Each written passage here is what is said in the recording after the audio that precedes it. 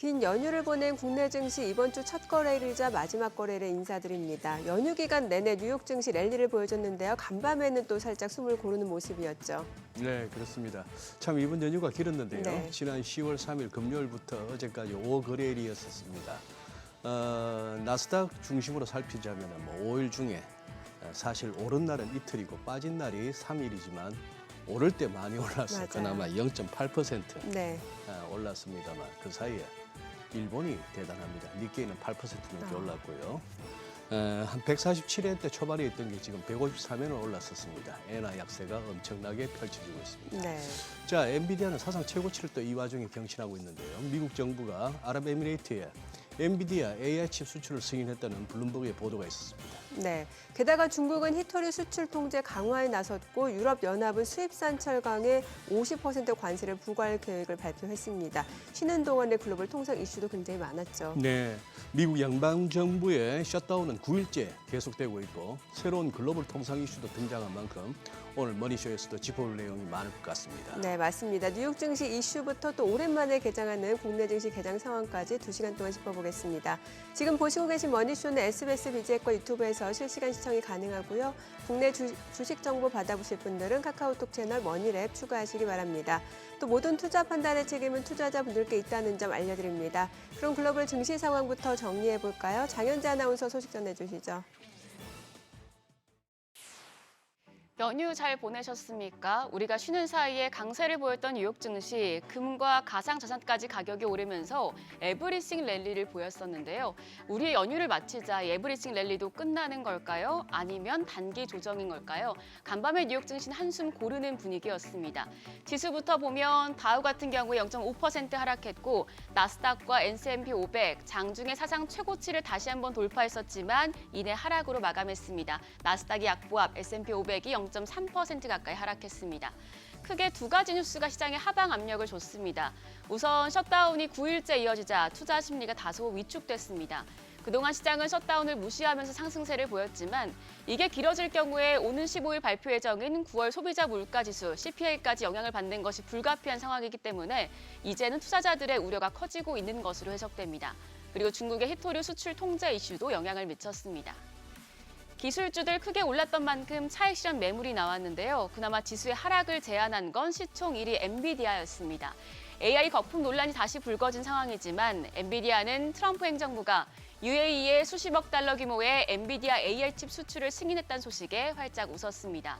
젠슨왕 최고 경영자가 CNBC와의 인터뷰에서 수요가 둔화할 기미가 보이지 않는다고 말한 것도 주가 랠리에 일조했습니다.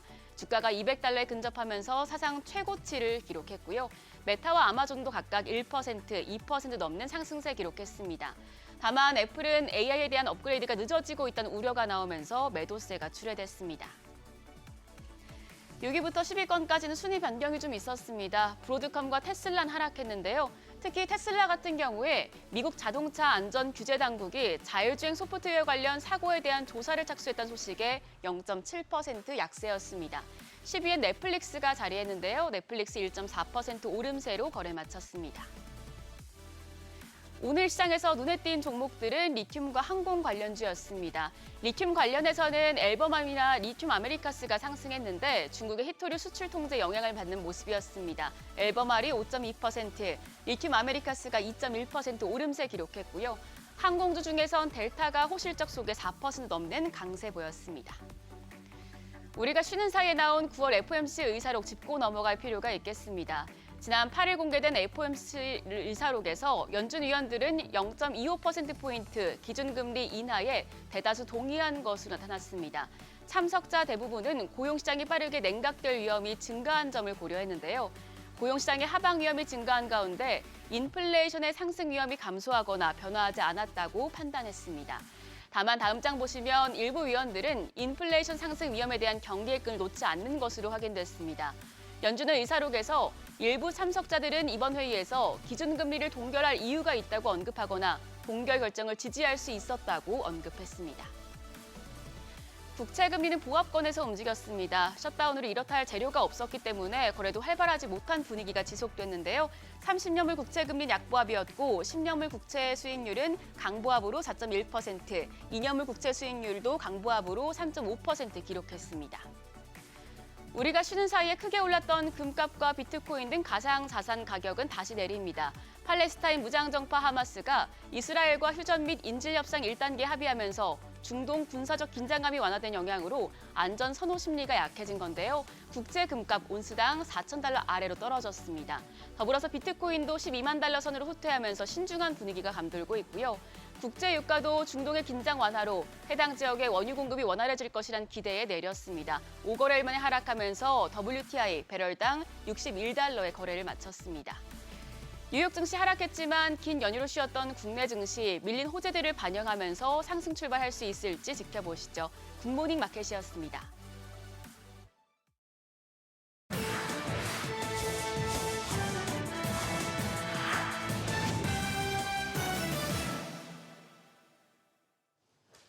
외신이 주목한 주요 이슈들 짚어보겠습니다. 트럼프의 인텔 살리기가 통한 걸까요? 인텔이 첨단 공정 가동을 발표했습니다. 회사 측은 애리조나에 있는 팹 52 공장이 완전 가동에 들어갔다 밝히면서 생산량을 늘릴 준비가 됐다며 자신감을 나타냈는데요. 해당 공장은 인텔이 야심차게 도입한 1.8나노 공정이 적용된 곳입니다. 현재 5나노 이하 파운드리 양산은 전 세계에서 TSMC와 삼성전자 단 2곳만 가능한데 지지부진하기만 했던 인텔이 단숨에 두 회사가 양산 중인 3나노보다 앞선 기술을 내놓은 셈입니다. 백악관이 인텔 살리기에 팔을 걷어붙이면서 최근 소프트뱅크와 엔비디아로부터 통 큰 투자를 받아낸 데다 AMD까지 협상 테이블로 끌어내는 등 트럼프라는 든든한 백덕을 톡톡히 보는 모습입니다. 다만 일각에선 관세며 최대 시장인 중국이며 온갖 돈줄을 쥐고 있는 트럼프 때문에 업계가 눈밖에 나지 않기 위해 울며 겨자 먹기식으로 일감을 넘기는 것 아니냐, 반도체 시장에 큰 파장을 불러올 수 있다는 우려도 나오고 있습니다.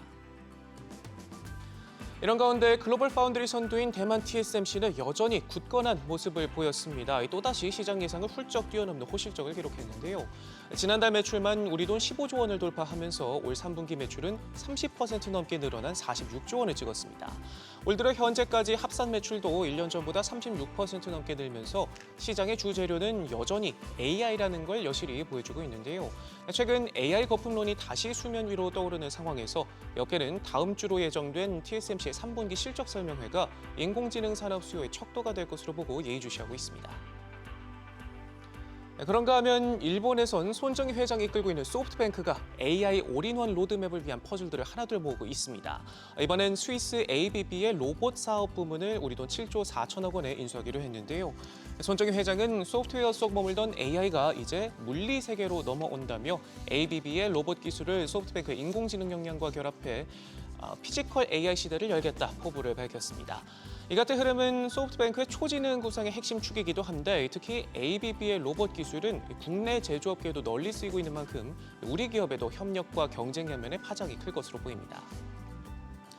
이렇게 인공지능 낙관론을 등에 업고 뉴욕 증시는 숨가쁜 랠리를 펼쳐왔는데 IMF와 잉글랜드 은행이 자산 거품에 대한 경고를 잇따라 내놨습니다.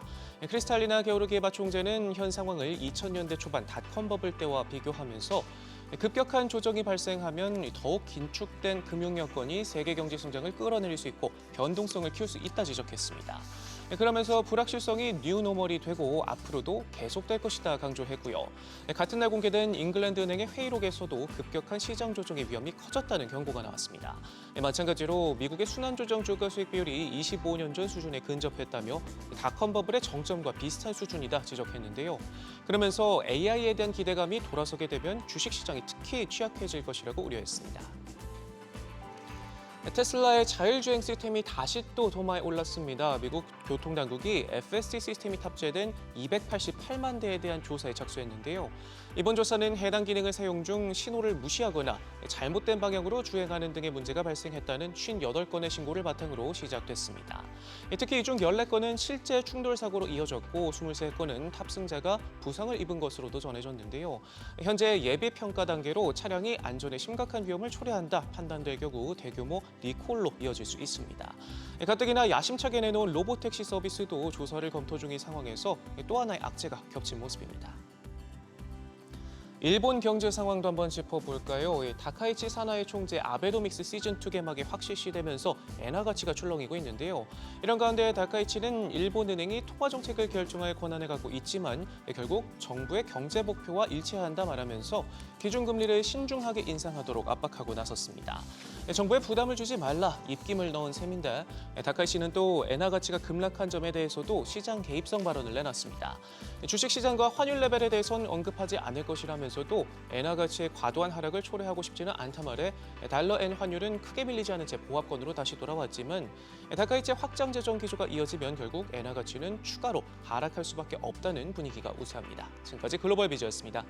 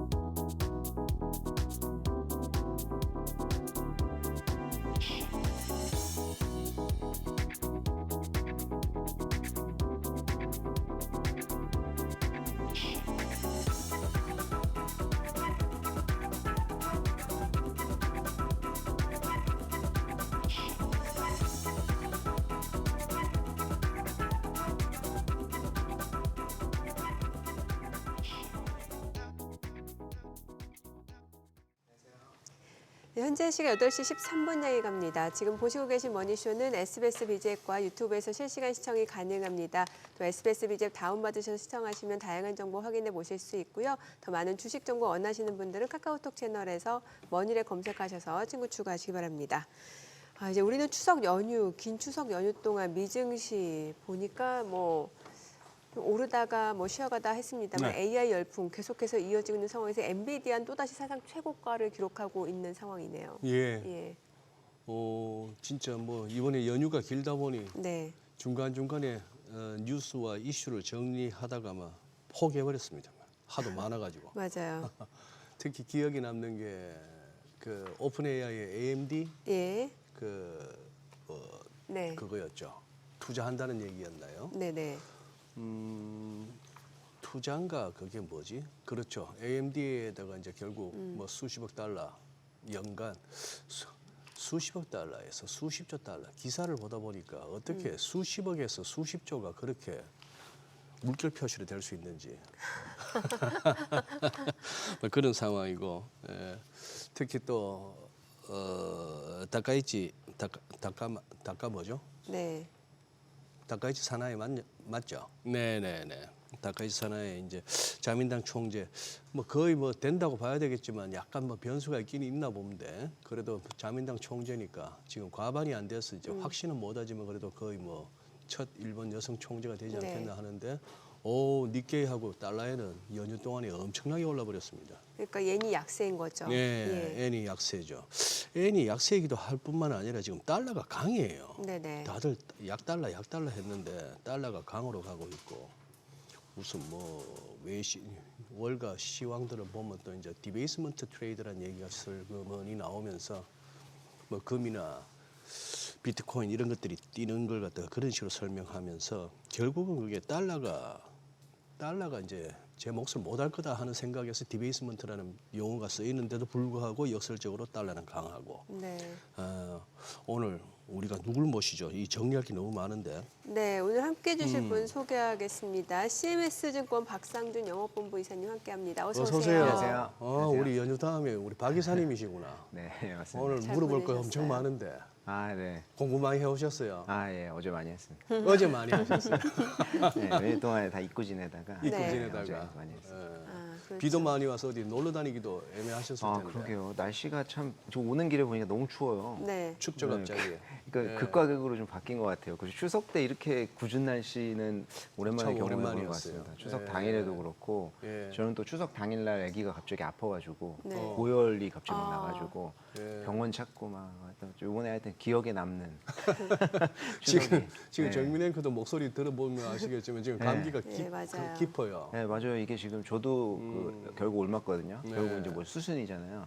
이게 지금 뭔가 또 도는지 하여튼 뭐 오늘 약간 안타깝습니다. 방송 중에 약간 헛소리가 나올 수도 있습니다. 네, 뭐 제가, 저도 약기운에. 네. 예. 어떻게 한번 지금 박 이사님은 어떻게 정리하시겠어요? 연휴 동안의 흐름. 일단은 뭐 가장 큰 두 개의 흐름으로 제가 좀 잡아봤는데 큰 틀은 투자 관련된 것 같아요.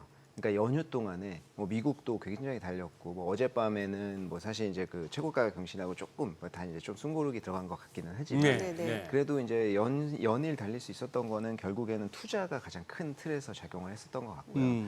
첫 번째 이것도 두 가지로 좀 나뉘는데 첫 번째는 오픈 AI. 네. 오픈 AI가 투자하거나 파트너십을 맺거나 이런 기업들이 다 들썩였었고 예. 두 번째는 미국 정부에서 전략적으로 투자하는 요 두 개의 큰 투자 테마가 미국 증시를 좀 움직였다. 저는 이렇게 좀 보고 있거든요. 예. 그래서 사실 이게 이제 큰 틀에서 봤을 때 미국이 앞으로 좀 투자하려고 하는 분야가 결국엔 오픈 AI도 그 안에 스타게이트라는 프로젝트 안에 들어가는 거다 보니까 네. 그게 이제 정확히 지금 미국 증시를 끌어올리고 있는 거 아닌가 이렇게 좀 보고 있습니다. 미국 정부가 투자하는 분야라. 네, 미국 뭐 정부가 AI하고 또 뭐가 있죠? 지금 반도체? 이제 그렇죠. 반도체가 사실 AI 쪽에서는 가장 핵심인 것 같고 예. 반도체랑 원자재 쪽이 있을 것 같아요. 원자재. 네. 네, 그쪽에 이제 미국이 전략적으로 지분 투자를 하면서 뭐 여러 가지 잡음이 있지만 결국에는 지분 투자를 함으로써 그 분야를 끌어올리겠다고 하는 의지를 좀 강하게 보여주고 있는 것들 그게 이제 지금 최근에 급등하는 주식들이 보여주는 특징이라고 좀 볼 수 있을 것 같습니다. 네. 그나저나 오픈 AI가 지금 비상장 기업 중에 시총 1위라면서요. 네, 5천억 맞습니다. 달러. 네. 우리 돈으로 700조 원. 네, 맞습니다. 어마어마하네요. 네. 결국에는 AI 열풍이 계속해서 이어질 수밖에 없는 상황이다라고 보면 되는 건가요? 그렇죠. 그리고 이제 챗GPT 같은 예. 경우에 뭐 저도 꾸준히 쓰고 있는데 써보면 계속 개선이 되는 게 느껴져요. 그러니까 네. 뭐냐면 이제 이 과거에는 뭐 이제 그 프리미엄 버전들이 이제 프리미엄 버전들이 비싼 돈 내야지 쓸 수 있었잖아요. 뭐 네. 심층 리서치나 이런 것들 네. 그런 것들이 지금 점차 계속 개선이 되면서 이 심층 리서치에 썼던 기술이 무료 버전 그러니까 뭐 그 가장 기본적으로 3만 원대 내는 그 버전까지도 좀 내려오는 이런 모습들이 보이거든요. 네. 그래서 과거에는 그냥 3만 원 정도대 버전은 심층 리서치를 몇 번 쓸 수 있었고 한 달에 그냥 검색을 하면은 바로 나왔어요. 그러니까 이게 그 나오는 것들이 좀 깊이가 심층 리서치만 깊지 못했죠. 근데 최근에는 심층 리서치 기능을 안 쓰더라도 그것들이 이제 많이 개선이 돼가지고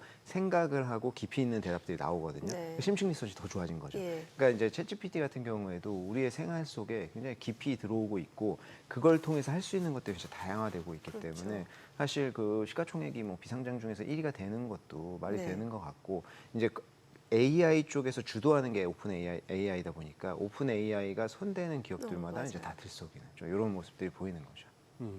근데 오픈 AI 뭔 돈으로 저렇게 AMD 뭐 투자하고 뭐 일단은 투자도 좀 많이 받았기도 했고요. 예. 그리고 저희가 이제 지금 구독료로 내는 사람들도 굉장히 많잖아요. 그렇다 보니까 이미 구독료로 흑자까지는 아니더라도 이제 돌아갈 수 있는 투자도 하고 계속 돌아갈 수 있는 이런 형태까지는 좀 오고 있는 거죠. 상반기 얼추 뭐 한 70몇억 달러 적자던데 영업이익이. 네, 아직까지는 네. 좀 적자예요. 근데 이제 그게 투자도 많이 하고 투자도 그러다 많이 보니까 하고. 이제 적자로 가는 거죠. 네. 네. 어. 이 가운데 또 엔비디아도 일론 머스크 AI, XAI에 보니까 20억 달러 투자한다고 밝혔잖아요. 네. 예. 그러니까 이게 뭐 어떻게 보면 반도체 칩 우리 걸 쓰라라는 거겠죠? 그러니까 이게 지금 좀 어찌 보면은 예. 지금 논란이 되고 있는 게 돌려막기라고 하는 논란이 계속 예. 나오고 있잖아요. 예. 9월부터 해가지고 예. 요번에 이제 그 엔비디아가 뭐 오픈 AI나 이런 데에다가 뭐 1,000억씩 투자하고. 투자를 예. 해가지고 예. 결국에 그걸로 천억이 이제 아니고 1,000억 달러. 천억 달러, 천억 달러를 투자를 해가지고 그거 가지고 결국에 뭐 이제 그 데이터 센터라든지 뭐 여러 가지 짓겠다라는 건데 그러면 그거 지으면서 결국에는 그 안에서 엔비디아 칩이 또 필요하잖아요. 그쵸. 그러니까 이게 돌려막기 얘기하면서 뭐 예. 이제 그 AI 버블 뭐 이런 것도 좀 이야기를 하는 건데 그게 지금 뭐 그렇게 해석을 할 수도 있지만 네. 아까 앞에서 말씀드렸던 미국 정부에서 지금 지분 투자를 해가지고 10% 정도씩 지분 투자를 해서 그 회사를 안정적으로 거기에서 뭐 이제 어떤 조달이라든지 본인들이 지원도 해주면서 그러니까 결국 상생 구조로 가겠다는 건데 이제 오픈 AI가 하고 있는 행태도 뭐 거의 비슷한 형태라고 볼 수 있을 것 같아요. 그래서 본인들이 지분 투자를 하고 거기에서 안정적으로 칩을 공급을 받고 이런 식으로 왔다 갔다 하는 엔비디아도 마찬가지고 그래서 네. 이런 모습들이 지금 최근에 이제 미국 증시에서 가장 많이 보이는 어떤 투자 형태인 것 같습니다. 아니 지금 무슨 뭐 오픈 AI하고 이렇게 진짜 뭐 스치기만 해도 뭐가 막 맞아요. 날아가던데 이게 피그마라는 기업은 뭐 하는 기업입니까 이게? 요 피그마 같은 경우에는 올해 이제 상장을 했는데요. 예. 상장할 때 굉장히 시끄러웠었어요. 그러니까 요번에 이제 그 오픈 AI에서 우리가 이제 쉬는 동안에 매그데이라고 해가지고 네. 연례 개발자 회의를 했거든요. 그때 이제 보여줬던 게 챗GPT에서 이제는 앱을 바로 구동을 할 수 있는 거예요. 그리고 음성으로 이게 할 수가 있고 그래서 뭐 예를 들어서 뭐 그래픽 디자인이라든지 이런 쪽으로 뭐 그 피그마를 구동해줘 그럼 피그마로 연결이 돼가지고 챗GPT 안에서 그게 바로 구동이 되는 거거든요. 네. 그렇다고 하면 이게 과거에 피그마라든지 뭐 이제 트립닷컴이라든지 연계되는 이런 파트너들이 따로 들어가야 됐다고 하면 지금 챗GPT를 통해서 그냥 들어갈 수 있잖아요. 완전히 이제 그 챗GPT가 통합 플랫폼이 되는 그런 형태다 보니까 이제 그런 데에서 주가가 좀 많이 들썩였는데 피그마가 요번에 요것 때문에 주가가 좀 많이 움직였거든요. 그 이유가 또 상장한 이후에 주가 많이 떨어져 있어요. 네. 네. 근데 요게 이제 상장가 자체는 33달러였거든요. 지금 네. 66달러 뭐 그 사이에서 왔다 갔다 하고 있는데 상장하고 처음에 250% 정도 급등을 했었습니다. 33달러에 상장해놓고 그게 그 다음 날 바로 140불을 넘어가 버리네요. 네. 이틀 만에. 네, 엄청나게 그 당시에 이제 그 IPO들이 굉장히 인기 많았을 때이기도 하고 하다 보니까 급등했다가 지금 떨어지는 좀 모습을 많이 떨어졌죠, 사실은. 많이 떨어져서 이제 50달러까지도 갔었는데 최근 5일 동안에 이제 한 30% 넘게 급등을 했습니다. 그러네요. 그래서 요게 이제 오픈 AI에서 피그마를 바로 구동할 수 있게 해준다고 하는 요게 이제 가장 크게 작용을 했고 주가가 워낙 많이 떨어져 있는데 좋은 기업이다 보니까 지금 주목을 좀 받고 있는데 피그마가 뭐 하는 기업이냐면은 이제 협업형 디자인 소프트웨어 업체인데 우리가 이제 UI랑 UX라고 하잖아요. UI라고 하면은 이제 우리가 어디 앱이나 이런 데 들어가서 클릭할 때 뭐 그런 이제 뭐 썸네일이라든지 뭐 그런 이제 클릭할 수 있는 이런 것들 이제 레이아웃, 아이콘 이런 것들이 UI고 UX는 사용자 경험이거든요. 얼마나 네. 편하게 되어 있는지 요것들을 이제 디자인하게 할 수 있는 이제 그 디자인 소프트웨어예요. 이쪽에서 이제 누가 제일 잘했었냐면 어도비가 제일 잘했었죠. 네. 시장 점유율이 80% 정도 이상이었는데 네. 이 피그마 같은 경우에는 뭐가 있냐면 그 협업을 할 수가 있어요. 실시간으로. 그리고 이제 어도비 같은 경우에도 프로그램을 다운받아서 내 컴퓨터에 설치를 하고 들어가서 해야 되는데 요거는 그냥 웹 브라우저에서 가능해요. 그러니까 이게 무슨 얘기냐면 그냥 홈페이지에 들어가서 그 웹 브라우저에 들어가서 설치나 다운 없이 거기에서 그냥 웹상에서 작업이 가능하다는 네네. 얘기고 그거를 저희 셋이 협업으로 동시에 작업을 진행할 수 있어요. 그렇다 보니까 이게 언제 각광을 받기 시작했냐면 사실은 요게 이제 코로나 때 이제 각광을 받기 시작했는데 네. 이게 뭐냐면 저희가 항상 어떤 일을 할 때 저희가 쓰는 어떤 그 앱이라든지 쓰는 툴이 우리한테 익숙해지면 아무리 불편해도 우린 그걸 쓰거든요. 그래요. 왜냐하면 그렇죠. 우리한테 익숙하기 때문에 예. 어도비가 이미 시장 점유율 80%를 가져갔다라는 것은 사람들이 어도비가 어떻게 하든 간에 바꿀 생각 없는 거예요. 왜냐하면 자기들은 평생 전문직으로서 이런 걸 썼으니까. 근데 코로나가 딱 터졌잖아요. 코로나 때는 다 이제 재택근무를 하면서 어도비보다는 협업이 굉장히 중요한 상황이 돼서 왜냐하면 같이 모여서 일을 못 하니까 그러면서 피그마가 그때 부각이 된 건데 이제 쓰는 사용자들 입장에서는 귀찮은 거예요. 어도비로 바꾸기가. 근데 코로나 때문에 어쩔 수 없이 이거를 배우고 바꿔야 되는 상황이 됐거든요. 근데 이게 이제 피그마한테 완전 호재가 된 게 그러고 나서 사람들이 다시 안 바꾸는 거예요. 왜냐하면 너무 편하니까. 네. 그래서 피그마가 상장을 할 때 한국에서도 이런 디자인이나 이런 쪽에서 이제 종사하시는 분들은 이 주식에 나는 몰빵하겠다고 전세금 다 뽑아서 몰빵하겠다고 이런 것들 되게 많았었거든요. 그런 이제 그 글들이나 이런 것들이 왜냐하면 그분들이 실제로 써봤고 굉장히 좋은 걸 느꼈기 때문에 그런 반응들이 좀 나온 거예요. 그래서 피그마가 그렇게 인기를 어느 정도 이제 집중을 받고 상장을 했지만 상장 이후에 이제 주가가 많이 떨어져 있는 상태에서 지금 이 상황에서 이제 챗GPT가 본인들의 챗GPT 안에서 구동을 할 수 있게 해준다고 하니까 이제 유입이 될 가능성이 더 높아진 거죠. 근데 이게 그 피그마 같은 경우에는 상장할 때 이제 그 실적이 굉장히 괜찮았거든요. 순이익도 이제 흑자 전환해가지고 이제 전년 동기 대비 600% 증가를 한 상태에서 상체를 했고, 근데 최근에 9월달에 나온 실적에서는 실적 잘 나왔습니다. 잘 나왔는데 과거에는 매출이 전년 동기 대비 40%씩 성장하다가 30% 성장하고 이러니까 주가도 안 좋은 상황에서 이제 조금 맞대로 맞았던 게 있었고요. 12월 달에 이제 실적 발표를 하긴 하지만 저는 굉장히 이제 그 고무적이라고 좀 보는 게 지금 많이 떨어져 있는 상황도 있지만 영업이익률이 여기는 90% 이상이에요. 이 회사 같은 경우는 아무래도 이제 디자인 툴이다 보니까. 그리고 사용자 경험에 의해서 사용자들에 대한 충성도가 굉장히 제고가 됐다라는 게 있고, 그리고 현금이 상장 전에 6,400억 원 정도 있었거든요. 요게 지금 상장 이후로 자금 조달하면서 16조 원 넘게 증가를 했습니다. 그래서 현금이 굉장히 많아요. 그래서 요번 실적 발표에서도 AI 관련돼서 본인들이 투자할 수 있게 있으면 과감하게 투자하겠다 이런 이야기를 했거든요. 그리고 어도비도 실제로 여기를 2022년도에 인수하려고 했는데요. 그거를 인수하면 어도비가 지금 시장 점유율 80%잖아요. 예. 여기 인수하면 완전 독점이니까 예. 반대되면서 그때 이제 어쩔 수 없이 어도비에서 이제 인수하기로 한 거 취소하면서 10억 달러를 지급했어요. 그러니까 취소하면 중간에 지급해야 되잖아요. 뭐 그런 것도 있었고, 그리고 여기는 고객이 연간 10만 달러, 그러니까 이제 1억 원 넘게, 1억 4천억 원 정도 넘게 이제 그 지급하는, 그러니까 연간 구독료를 그 정도 지급하는 고객이 지금 1,100 고객 정도 되고요.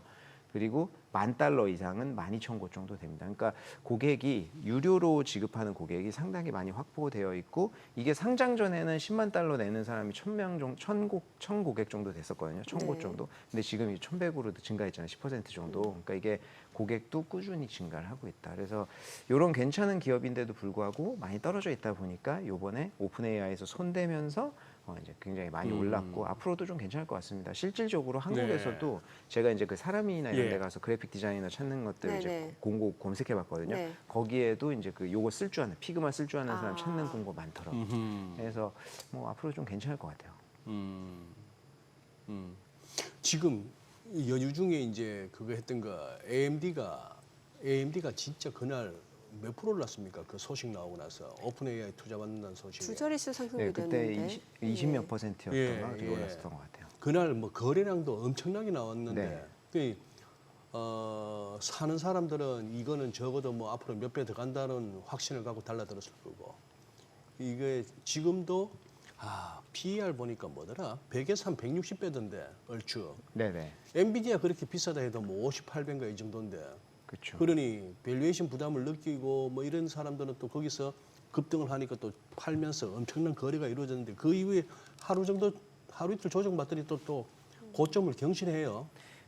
그렇죠. AMD 같은 경우에는 사실 이제 GPU 공급 계약 맺은 네. 거잖아요. 네. 오픈 AI랑 지분 투자하면서. 근데 이게 그냥 이제 공급 계약만 맺었다고 하면 이제 뭐 AMD가 GPU 쪽에서는 엔비디아 대비해서 훨씬 이제 조금 별로 그랬었다가 최근에 이제 조금 캐치업을 하는구나 이 정도 느낄 수 있을 텐데, 지분 투자를 했다 보니까 오픈 AI에서 향후에 이제 많이 AMD 칩을 써주겠구나라고 하는 어떤 그런 노림수도 있는 거고. 그리고 AMD가 최근에 이게 이제 반도체 쪽에서 지금 미국에서 돌아가는 거를 보면 인텔하고도 좀 관련이 있는데, 인텔이 그 사실 그 미국 정부에서 그쪽에 지분 투자를 한 이후에 기사회생을 했거든요. 네. 근데 인텔이 과거에 혹시 기억나실지 모르겠지만 인텔 CEO를 끌어내려고 했어요. 그 예. 트럼프 대통령이. 이분이 이제 그 중국계다라고 하는 이제 뭐 리프탄 이제 중국계라고 하기는 사실은 쉽지 않죠. 그러니까 이제 과거에 이민 와서 성공한 사례인데, 이분을 중국과의 연계가 있다라고 하면서 끌어내리려고 했거든요. 그러니까 그 당시에 트럼프 대통령의 노림수는 그랬던 것 같아요. CEO를 완전히 본인 입맛에 맞는 사람으로 끌어내려서 올리고 그 다음에 인텔을 밀어주려고 했던 것 같은데, 그 전부터 바이든 정권 때부터 해서 인텔은 파운더리 업체가 미국에서는 유일하게 인텔밖에 없다 보니까 밀어주려고 하는 흐름들이 있었거든요. 그러니까 요것들이 이어져서 이제 당연히 이어질 거라고 생각했지만 CEO에 대해서 경질설이 나오면서 이거 좀 삐끗하는가 했는데, 그때 이제 백악관에서 막상 만나가지고 트럼프 대통령이 이건 미국의 어떤 그 반도체 쪽에서 성공한 이제 그런 사례다 이제 추켜 세우면서 그 다음부터 이제 올라갔거든요. 요 인텔에 대해서도 AMD가 최근에 이쪽이랑 이제 공급 계약이라든지 이런 거를 맺으려고 해요. 근데 요거는 미국의 반도체 업종에 있어서 굉장히 의미 있는 움직임이죠. 왜냐하면 인텔이랑 AMD는 어찌 보면 경쟁사잖아요. 예. 근데 같이 파트너십을 맺고 AMD의 칩을 인텔의 파운더에서 만들겠다라고 하는 거다 보니까 요거에 대해서도 사실 AMD가 미국의 비율을 맞추려고 하는 이런 모습들도 좀 보여주는 거죠. 그러니까 트럼프 대통령의 비율을 맞추려고 하는 모습도 보여주면서 이제 본인들이 또 오픈AI랑도 연계가 되고 하다 보니까 AMD 같은 경우에는 최근에 떠오르는 배경에서는 이런 것들이 좀 있는 것 같습니다. 오라클도 요즘 투자자들이 좀 관심 있게 보는 대표적인 종목인데 뭔가 네. AI 수혜주로서 특히 이제 소프트웨어 쪽으로 굉장히 최근에 주목을 받았던 것 같은데 보니까는 뭐 지금 더 투자 매력이 있다라는 의견도 있고 또 마진 우려도 있는 상황이고 어떻게 네. 보시나요? 그러니까 저희가 이제 추석 연휴일 때 오라클 쇼크라고 하는 얘기가 잠깐 하루 정도 오라클 나온 적이 쇼크. 있습니다. 예. 그때 이제 증시가 뭐 장 초반에 굉장히 괜찮았다가 장 끝날 때 조금 떨어져서 이제 네. 그러니까 하락이라기보다는 상승폭을 반납하면서 끝난 경우가 있었거든요. 네. 네. 근데 그 당시가 오라클 쇼크였었는데 이제 지금은 사실 그냥 넘어갔지만 예. 그때는 그래도 좀 심각하게 받아들였었던 게 이제 그 미국의 기술 전문 매체 디인포메이션이라고 있거든요. 여기에서 오라클의 클라우드 서비스 영업 마진이 열가에서 예상한 것 대비 훨씬 낮다라는 것들이라는 게 이제 발표가 됐습니다. 영업 마진이. 네, 근데 이게 사실 오라클이 요번에 이제 오픈AI랑 3천억 달러 클라우드 계약을 맺었잖아요. 네. 그러면서 오라클이 이제 떠오르기 시작을 했던 건데, 그러면서 이제 그 당시에 이제 클라우드 데이터, 컴퓨팅 파워라든지 이런 것들을 본격적으로 이제 AI 쪽에 진입을 해가지고 이제 제공을 하겠구나라고 하는 것들이 대두가 되면서 네. 오라클이 많이 떠올랐었는데 사실상 보니까 마진이 너무 적은 거죠. 근데 오라클만의 문제가 아니라 그 당시에 오라클 쇼크라고 했던 거는 뭐냐면 네. 필라델피아 반도체 지수가 그날 2% 하락을 했거든요. 그 예. 이유가 아니 이게 AI 쪽이 그렇게 각광을 받아가지고 오라클이 주가 많이 오를 정도로 반응을 많이 줬었는데 이게 보니까 마진이 10%도 안 된단 말이에요. 아. 그러면은 다른 데도 결국에 지금 AI 엄청나게 늘리고 있는데 이게 네. 결국에는 마진이 굉장히 안 좋을 거 아니냐라고 네. 하는 우려가 대두가 됐었는데 그게 시장에 영향을 못 주고 그다음 날부터 그냥 잊혀지고 바로 가기는 했어요. 그래서 오라클 같은 경우에는 사실 마진이 초반에 이게 지금 왜냐하면 시장에서도 크게 그 당시에 염두에 두지 않았었던 건 또 뭐냐면 초반에 지금 사업을 이제 막 그 AI 쪽 본격적으로 시작을 했잖아요. 그렇다 보니까 이게 초반 마진이 조금 안 좋은 거고 뒤로 갈수록 괜찮아질 수도 있을 것 같다라고 하는 시간을 두고 좀 보자라고 하는 반응도 있는 거죠. 네. 그렇다 보니까 오라클 같은 경우에는 최근에 아무래도 이제 그 각광을 좀 많이 받고 있고 어제 같은 경우에도 뭐 이제 그 목표가 상향이라든지 뭐 이런 것들 계속 나오면서 아직까지는 나쁘지 않은 흐름 보이고 있습니다. 근데 아직 이런 그 마진이나 이런 우려 같은 것들이 있었지만 지금은 좀 불식됐다 이렇게 볼 수 있을 것 같아요. 네.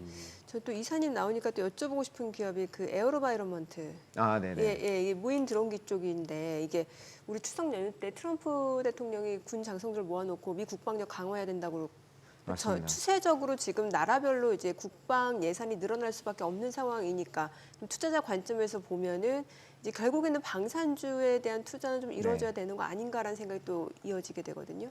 그러니까 이게 지금 뭐 그 미국이 예. 결국에는 큰 틀에서 지금 뭐 이제 자국 우선주의라고도 표현할 수 있지만 이제 고립주의, 이제 네. 전통적인 고립주의로 가는 어떤 방향 중에 있다라고 좀 볼 수 있을 것 같은데 이제 그 방산업체들을 불러놓고 이제 미사일 4배 정도 증강해야 된다라고 했는데 이게 지금 수요가 굉장히 급증하는 거예요. 왜냐하면 패트리어트 미사일이 지금 요번에 뭐 우크라이나에 주고 뭐 이런 얘기들 나오잖아요. 예. 패트리어트 미사일 같은 경우에 로키드 마틴이 만드는데 요것도 4배를 증가시켜줬으면 좋겠다라고 이제 국방부에서 이야기를 했거든요. 근데 이게 매년 4배를 증가한 숫자를 찍어줬으면 좋겠다라고 얘기를 하는 거예요. 매년 4배. 네. 그러니까 이게 그러면서 중국과의 마찰을 우리가 대비해야 되는 뭐 이런 예. 이야기도 한 거잖아요. 예. 그러면서 이게 결국에는 이제 지정학적인 갈등이 앞으로도 계속 이어질 수밖에 없다라는 전제가 더욱 그러니까요. 확실해진 예. 거죠. 그러면서 이제 그 방산업체들의 주가나 이런 것들 굉장히 좋았었는데 사실 이제 제가 이제 에어로바이러먼트를 예전부터 말씀드렸던 이유는 전쟁의 양상이 바뀐 것도 있지만 네. 로키드 마틴이나 뭐 이제 다른 기업들 같은 경우에는 로키드 마틴은 사실 이제 전투기 주로 만드는 회사이고 하다 보니까 전통적인 방산업체들은 이런 이슈에 크게 막 엄청나게 반응하기는 조금 힘들어요. 네. 그렇다 보니까 이제 좀 더 장기적으로 가는 거고 이제 드론 같은 업체들은 아직까지 시가총액이 좀 낮으니까 네. 많이 들썩이는데 실질적으로 지금 이제 그 러시아랑 우크라이나 전쟁이 끝날 것이냐 요게 이제 우리가 초미의 관심사잖아요. 지금 왜냐하면 어젯밤에도 이스라엘은 뭐 1차 지금 보니까 협정 끝날 기미가 안 보여요. 네, 러시아랑 우크라이나는 네. 사실 안 끝날 것 같아요. 네. 왜냐하면 이스라엘이랑은 또 다른 성격의 전쟁이다 보니까 요게 이제 어찌 보면 계속 이어질 것 같은데 여기에서 드론이 많이 사용이 됐다는 네. 거고 요번에 러시아가 또 뭘 하고 있냐면 계속 9월 달부터 해가지고 폴란드 여러 유럽 국가에 드론을 조금씩 보내고 있거든요. 과거에 저희가 한번 이야기한 적이 있었는데 그때 폴란드에 제가 기억나는 게 여기 와서 그때 얘기했던 게 폴란드에 처음 보낸 날이었어요. 예. 네, 그러고 그때 격추시키고. 네. 근데 이제 그 이후로도 거의 매일같이 뭐 루마니아, 덴마크, 노르웨이, 지금 독일, 핀란드까지 가가지고 네. 공항이 마비되는 사태까지 발생하고 네. 있거든요. 그래서 우리가 추석 연휴에 EU 장관들이 비정상회담하면서 이 드론 어떻게 막을 것이냐. 이제 그 드론을 방어벽을 설치해야 된다. 이런 것까지 얘기가 나왔습니다. 근데 이제 에어로바이먼트 같은 경우에는 드론을 만들기도 하지만 이제 레이저로 드론 방어 체계, 골든돔에 들어가 있는 방어 체계까지 같이 하는 네. 기업이다 보니까 그리고 유럽도 매출이 거의 40% 정도 거기서 나오잖아요. 그렇다 보니까 미국 골든돔 그리고 유럽에서 EU의 어떤 그 드론 방어 체계 이런 거에도 둘 다 수주를 댈 수 있는 거죠. 네. 그래서 최근에 저희가 이제 그때 이후로 좀 많이 올랐어요. 맞아요. 좀 주가도. 많이 네, 많이 올랐어요. 오르기는 했습니다. 근데 그래도 제 생각에는 큰 틀에서의 어떤 지정학적인 갈등, 미국과 중국이라고 하는 갈등 사이에서 이 군사적으로 계속 이제 증강을 하는 그러게요. 것들의 흐름은 멈출 수 없기 때문에 네. 저는 지금도 이렇게 투자하기엔 굉장히 괜찮다고 생각하고 있어요. 야, 이게 그때 4월 달에 그 갈 때만 해도 뭡니까? 그 상호 관세 때리고 할 때만 해도 102불까지 떨어졌던 게 맞아요. 지금 이게 417불 찍고 398불이면 이게 거의 4배네. 네. 네. 뭐 이 랠리를 갖다 다 먹는 사람이야 드물겠지만. 네, 그렇죠, 그렇죠. 야, 근데 왜 어제 이렇게 진짜 수직 상승하던 이 모든 주식들에 어제 음봉이 나오고 어제는 또 2.26% 마이너스네. 지금 말씀하신. 네, 맞습니다. 그러니 지금 어제 다들 좀 숨이 가빴던가 봐요. 네, 잘 어제는 달려오다가 미국 장이. 그렇죠. 이제 셧다운 지금 들어갔잖아요. 아. 큰 영향은 없지만 네. 없었는데 네. 어제 같은 경우에는 이제 조금 더 연장될 수 있다. 셧다운이 길어질 수 있을 것 같다라고 하는 것들. 이제 임시안 같은 거 올렸는데 여전히 이제 합의안을 찾을 수 없다라고 하는 게 있다 보니까 이제 셧다운이 증시에 큰 영향을 미치지 못하더라도 이런 식으로 계속 이제 연장되거나 길어질 것 같다. 뭐 이제 합의점에 다다르기 너무 힘들다라고 하는 것들이 나올 때마다 이런 좀 영향은 좀 있을 것 같기는 해요. 드론 그러니까 또 그것도 AS 한번 해주셔야죠. 조비. 조비요. 에비에이션. 조비는 어제 네. 이제 유상증자 한다고 해가지고 네. 좀 얘기가 나왔는데 조비 같은 경우에도 큰 틀에서 결국에는 이게 조비. 또 우리 국내 또 조비 네. 이런 생각하실라 미국에. 조비 에비에이션. 네, 네, 네. 근데 큰 틀에서 결국에는 이제 요런 이제 드론이나 요런 이제 방공체 UAM 이쪽에 미국이 이제 계속 이제 중국하고 경쟁하는 분야이거든요. 그쪽에서는 이제 조비 에비에이션이 지금 진짜 잘하고 있죠. 중동이나 이런 데에도 실질적으로 계약을 따내고 하고 있기 때문에.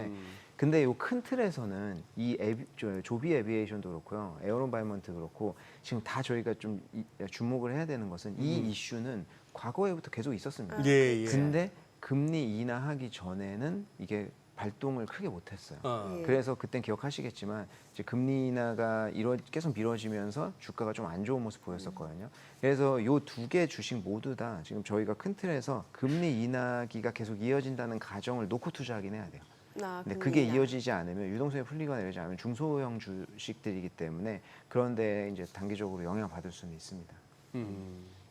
지금 박 기사님. 네. 지금 갑자기 저 드론 얘기, 뭐 방산주 얘기하다가 아까 그 반도체에서 마무리를 못 해가지고 자 저렇게 지금 미국 여전히 이제 AI 랠리라고 이제 얘기를 하는 가운데서 그 중에서도 뭐 아직까지는 소프트웨어 쪽보다 이제 그 캐펙스 투자죠 아직은. 네. 그러다 보니 이제 뭐 반도체 칩 만드는 데가 이제 날아가고 있는데 주가가.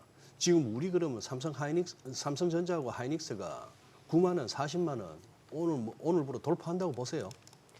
오늘 증시가 이제 어떨지 예상을 제가 오늘 좀 애매하죠. 네, 왜냐하면은 이제 어제 네. 중국은 오르긴 했어요. 어제도 중국이 이제 길게 쉬고 나서 네, 어제만 예. 오픈했는데 이제 중국 본토 증시 같은 경우 굉장히 좋았거든요. 그래서 이제 그런 흐름이 계속 이어질지를 좀 보긴 해야 되긴 할 것 같은데 예, 오늘 그런데 삼성전자나 SK 하이닉스도 결국에는 이제 반도체 쪽이 요새 이제 굉장히 흐름이 괜찮고 예. 이제 미국 같은 경우에도 이제 반도체 주식들이 최근에 이제 상승 탄력 좀 많이 받아가지고 괜찮지 않을까 싶어요. 지금 저 화면 한번 보세요. 우리 2일 날 뭔 일이 있었죠? 뭐 코스피 뭐 장중에 100몇십 포인트 오르고 막 그랬잖아요. 네, 그날 뭐 3조를 갖다가 개인들은 팔고 외국인은 3조를 사고 그렇죠. 뭐 장사 하루 이틀 하는 것도 아닌데 그날 왜 그렇게 다들 뭐 그날 좀 설왕설래 없었습니까? 장 끝나고 2일 날 완전 뭐 훌쩍 넘어붙잖아요. 3,500. 그렇죠. 예. 저희는 아무래도 근데 이제 보통 해외 주식을 많이 다루다 보니까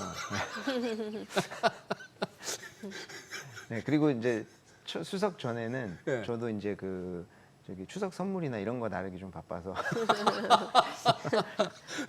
추석 선물 나르기 네, 바쁘셔가지고 아무래도 이제 그거 딜리버리 하고 하느라고 추석 선물 대리발이 네. 그래요. 그럼 요즘에 어느 쪽 관심 있게 보세요? 왜냐면 지금 엔비디아 갖고 계신 분들이야 이제 뭐 지금 상황을 즐기면 될 테지만 네. 없는 분들은 없으신 분들은 뭔가를 좀 AI 관련 정보를 담아야 되지 않을까라는 생각도 분명 하실 것 같거든요. 맞습니다. 지금 그 사실 그 투자하기 쉽다라는 건 아닌데 예. 트럼프 대통령이 정답을 계속 그 본인의 트위터에 공개하고 있잖아요. 사실 본인이. 지나고 보면 계속 원하는 줬어요. 예. 그래서 이게 지금 정답 그 뭐라 예. 오픈북이라고 하나요? 예, 그러니까 오픈북 완전. 시험 같은 느낌이 예. 좀 있어요. 이제 맞아요. 단기적으로 막 노이즈 때문에 흔들리거나 이러기 네. 때문에 저희가 조금 그거는 있지만 그냥 좀 아까 말씀하신 걸 뒤돌아보면은 본인이 원하는 것대로 쫙 가고 있거든요. 결국 트럼프를 못 믿어서 투자를 이렇게 주저주저 했었는데 지금은 지나고 그게 다 가고 보니까 있잖아요. 예. 그러니까 사실은 저는 그 요번 큰 틀에 지금 트럼프 정권, 그러니까 내년에 적어도 중간 선거 전까지는 본인이 밀고 있는 것들이 내년 중간 선거를 위한 것들이 굉장히 크다 보니까 단기적으로 거기에서 이제 그 전략적으로 투자하는 기업이나 이런 것들에 투자해야 된다는 게 제 개인적인 생각인데. 네. 그래서 지금 아까 저희가 잠깐 얘기했지만 인텔도 저는 네. 조금 이제 지금 주가가 아직 크게 많이 뭐 최근에 급등하기는 했지만 예. 이제 큰 그림에서 보면 아직까지도 좀 많이 이제 밑에 있거든요. 예. 그래서 인텔 같은 경우에도 좀 저희가 볼 필요가 있을 것 같아요. 왜냐하면 이제 아까 말씀드렸듯이 CEO가 이제 그 요번에 바뀌지 않은 이유가 그 트럼프 대통령한테 3개사의 CEO가 이제 그거에 대해서 옹호 의견을 냈다고 하더라고요. 네. 그래서 마이크로소프트, 엔비디아, 델 창업자 이렇게 3명의 CEO가 예. 트럼프한테 계속 이제 그걸 전달을 피력하면서 이분은 중국계가 아니고 네. 이제 미국의 반도체 어떤 상징이다 이런 게 나타내면서 트럼프가 완전히 이제 180도 선회를 하면서 믿어주기 시작한 거거든요. 그러면서 이 인텔의 CEO가 이제 뭐 엔비디아라든지 소프트뱅크한테 투자를 끌어낸과 동시에 지금 AMD랑도 협업을 시작을 하고 그리고 인텔이 아직까지 나올 이슈들이 저는 조금 있다라고 보는 게 그 지금 인텔은 칩 제조를 하는 거랑 네. 그리고 파운더리랑 아직까지도 같이 있잖아요. 근데 이제 파운더리랑 칩 제조하는 거랑 두 개를 분리할 가능성도 계속 대두가 되고 있거든요. 왜냐하면 이렇게 분리를 하면 경쟁 이슈가 해소되잖아요. 네. 요번에 AMD 같은 경우에는 이제 그 트럼프나 이제 미 정부의 이제 눈치를 본다고 경쟁자임에도 불구하고 거기에서 제조를 하겠다고 맡기겠다 뭐 이런 것들이 있지만 네. 그런 것들이 아닌 경우를 본다라고 하면은 요거 두 개가 분리가 되면 요건 또 한번 호재가 될 수가 있고요. 근데 인텔한테 지금 인텔의 주가가 아직까지도 조금 밑에 있는 이유는 인텔이 결국에는 파운더리에서 기술적으로 아직 밀린다는 게 있는 거거든요. 네. 요게 이제 점차 해결이 된다라고 하면은 저는 AI 관련된 주식에서 이제 반도체 파운더리 첨단 칩을 제조할 수 있는 쪽에서 인텔이 미국 정부에서 유일하게 선택을 받을 수 있는 기업이 아닐까라고 해서 주가가 좀 장기적으로 보면은 저는 굉장히 좋을 것 같다라고 좀 생각을 하고요. 예. 그리고 최근에는 뭐 TSMC 같은 경우에도 뭐 이제 좀 기술 이전이라고 표현하기는 그렇지만 왜냐하면 미국 정부에서 지금 TSMC에 계속 요구하고 있는 게 이번에 TSMC 공장 미국에서 그냥 미국에서 생산해라 그렇죠. 반도체 이런 생산 얘기 계속 기지를. 하는 거잖아요. 예, 예. 근데 지금 TSMC뿐만 아니라 대만 정부에서도 이거는 절대 안 된다고 얘기를 예, 하고 있는 게 예. 지정학적 리스크랑 좀 관련이 있는 맞아요. 거거든요. 지금 계속 나오는 얘기가 10월 달에 시진핑 주석이랑 뭐 이제 한국에 오는 것 같던데 거기에서 트럼프 대통령이랑 만날 수도 있다 뭐 이런 얘기 나오잖아요. 네.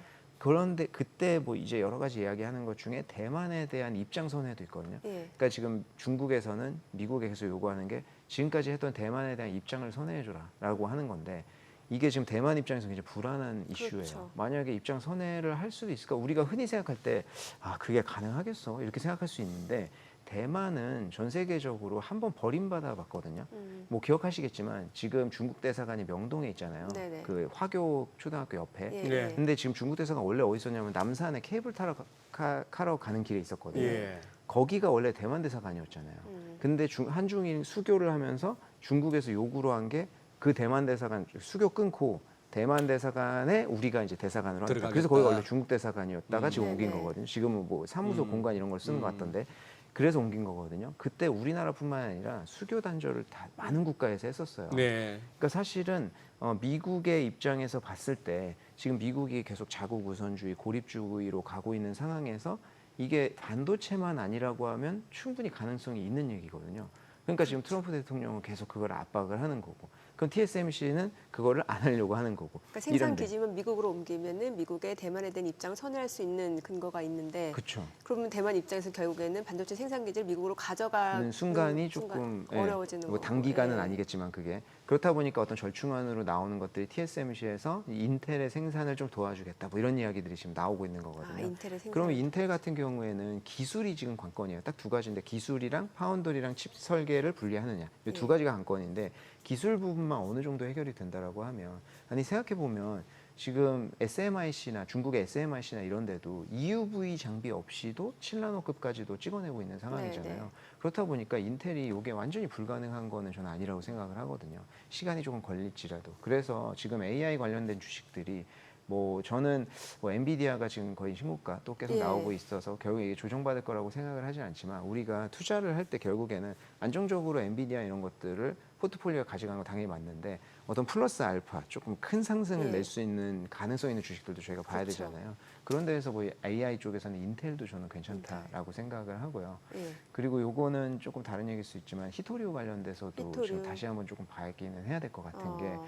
지금 뭐 아까 말씀하셨던 뭐 미사일 생산 4배 늘려라 뭐 이런 이야기들 나오고는 네. 했지만 어제 중국에서 또 히토류 수출 제한 관련된 얘기를 공식적으로 또 발표했어요. 네. 예. 그래가지고 히토류 수출 제한하겠다라고 얘기했거든요. 이거는 히토류 쪽에서는 되게 호재이죠. 결국에는 그렇다 보니까 이제 그 지분을 투자하는 MP 머터리얼즈나 이런 애들은 지금 이미 주가가, 조금 예. 많이 올라 있는 예. 상황이기는 하지만 그때 얘기했었던 USA 레어 같은 경우에 네. 최근에 좀 급등을 했거든요. 예. 근데 여기에서도 무슨 얘기를 했냐면 지금 미국의 히토류는 연간으로 치면은 지금 미국이 한 5만 톤 정도가 필요합니다.